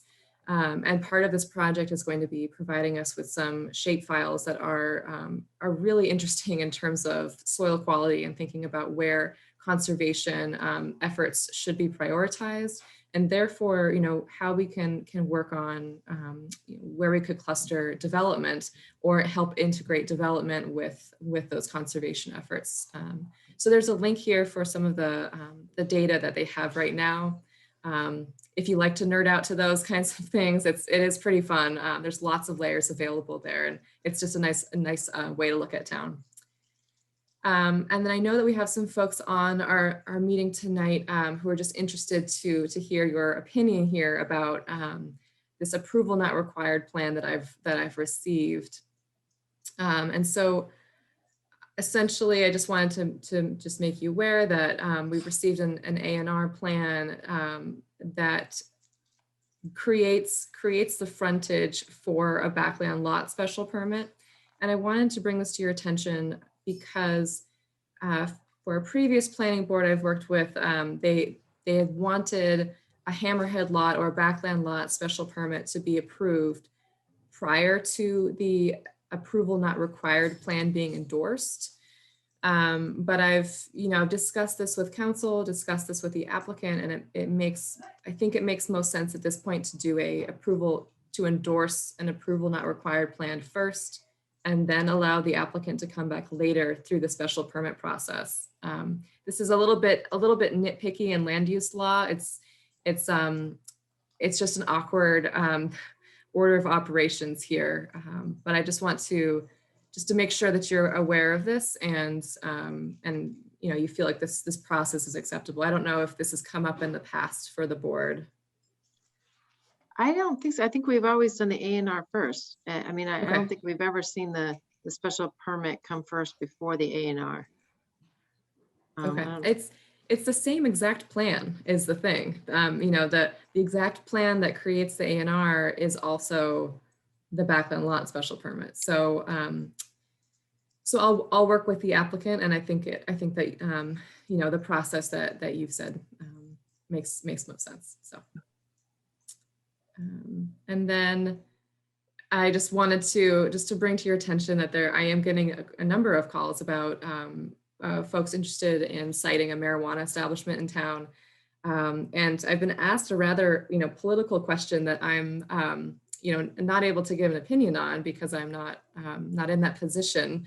But in case anyone asks you or brings this to your attention, there are folks who are interested in asking for the overlay, or not the overlay, but the parcels that marijuana establishments are allowed to be expanded in town. And my response was that this was a very recent bylaw in town, and we haven't really seen the benefits yet of that being in place, or the negative impacts possibly. So what I had let folks know is that we need to just wait a little bit more time before we open it up. But I know that there is an interest in marijuana cultivators to start making their industry look a little bit more like farming.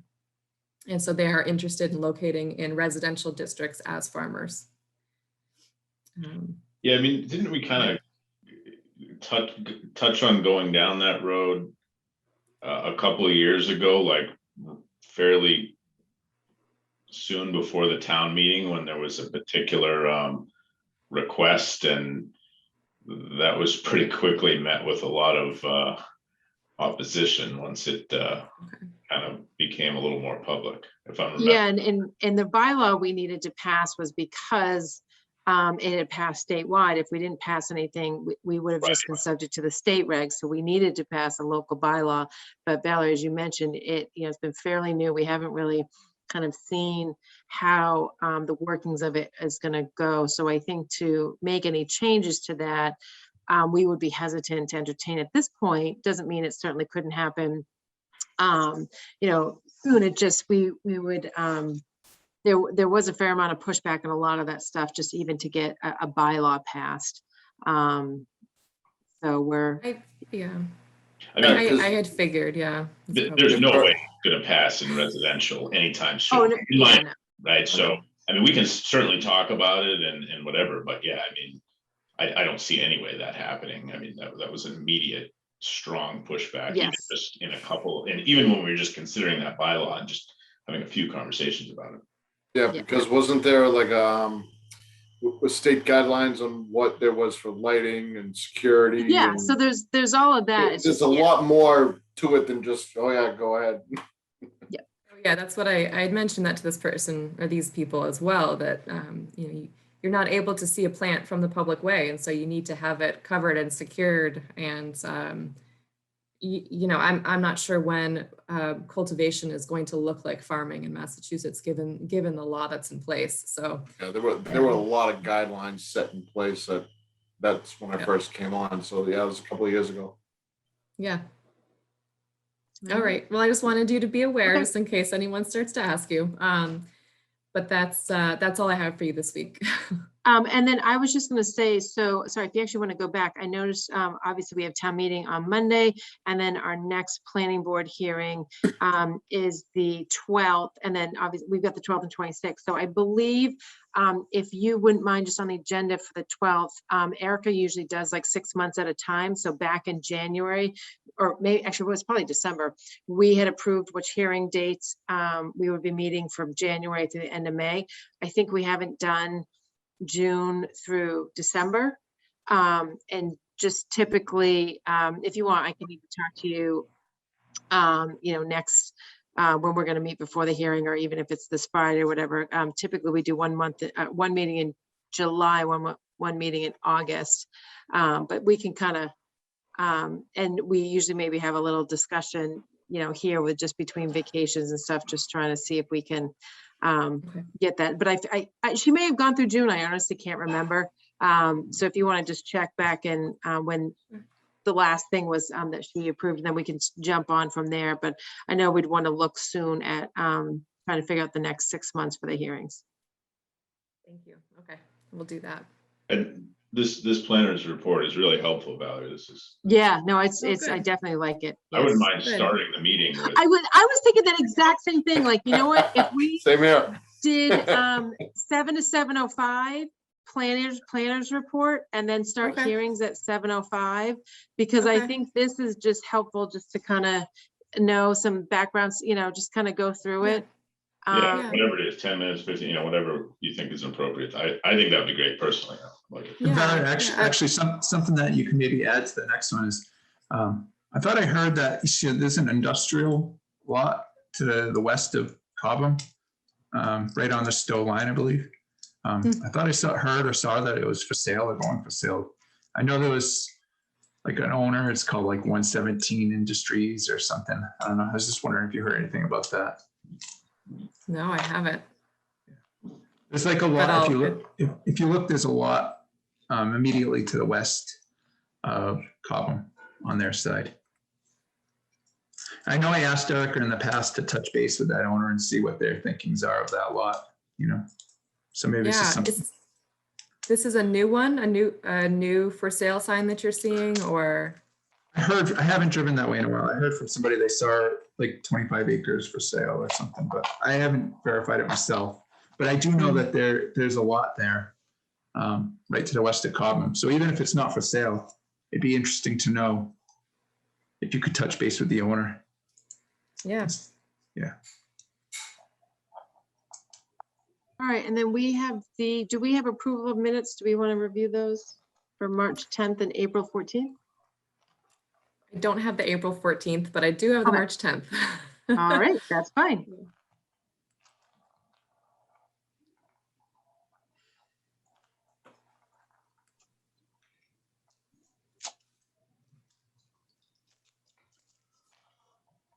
Yeah, I'm fine with it. Yeah, I read through and I'm good. I'll make a motion to approve the April 14th. I mean, sorry. Nope, March 10th. March 10th. You put April 14th in my head. The March 10th minutes. I'll second.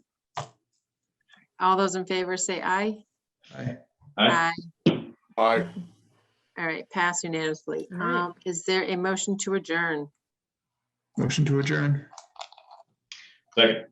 All right, all those in favor say aye. Aye. Aye. Aye. Thank you, everyone. Thank you, everybody. All right.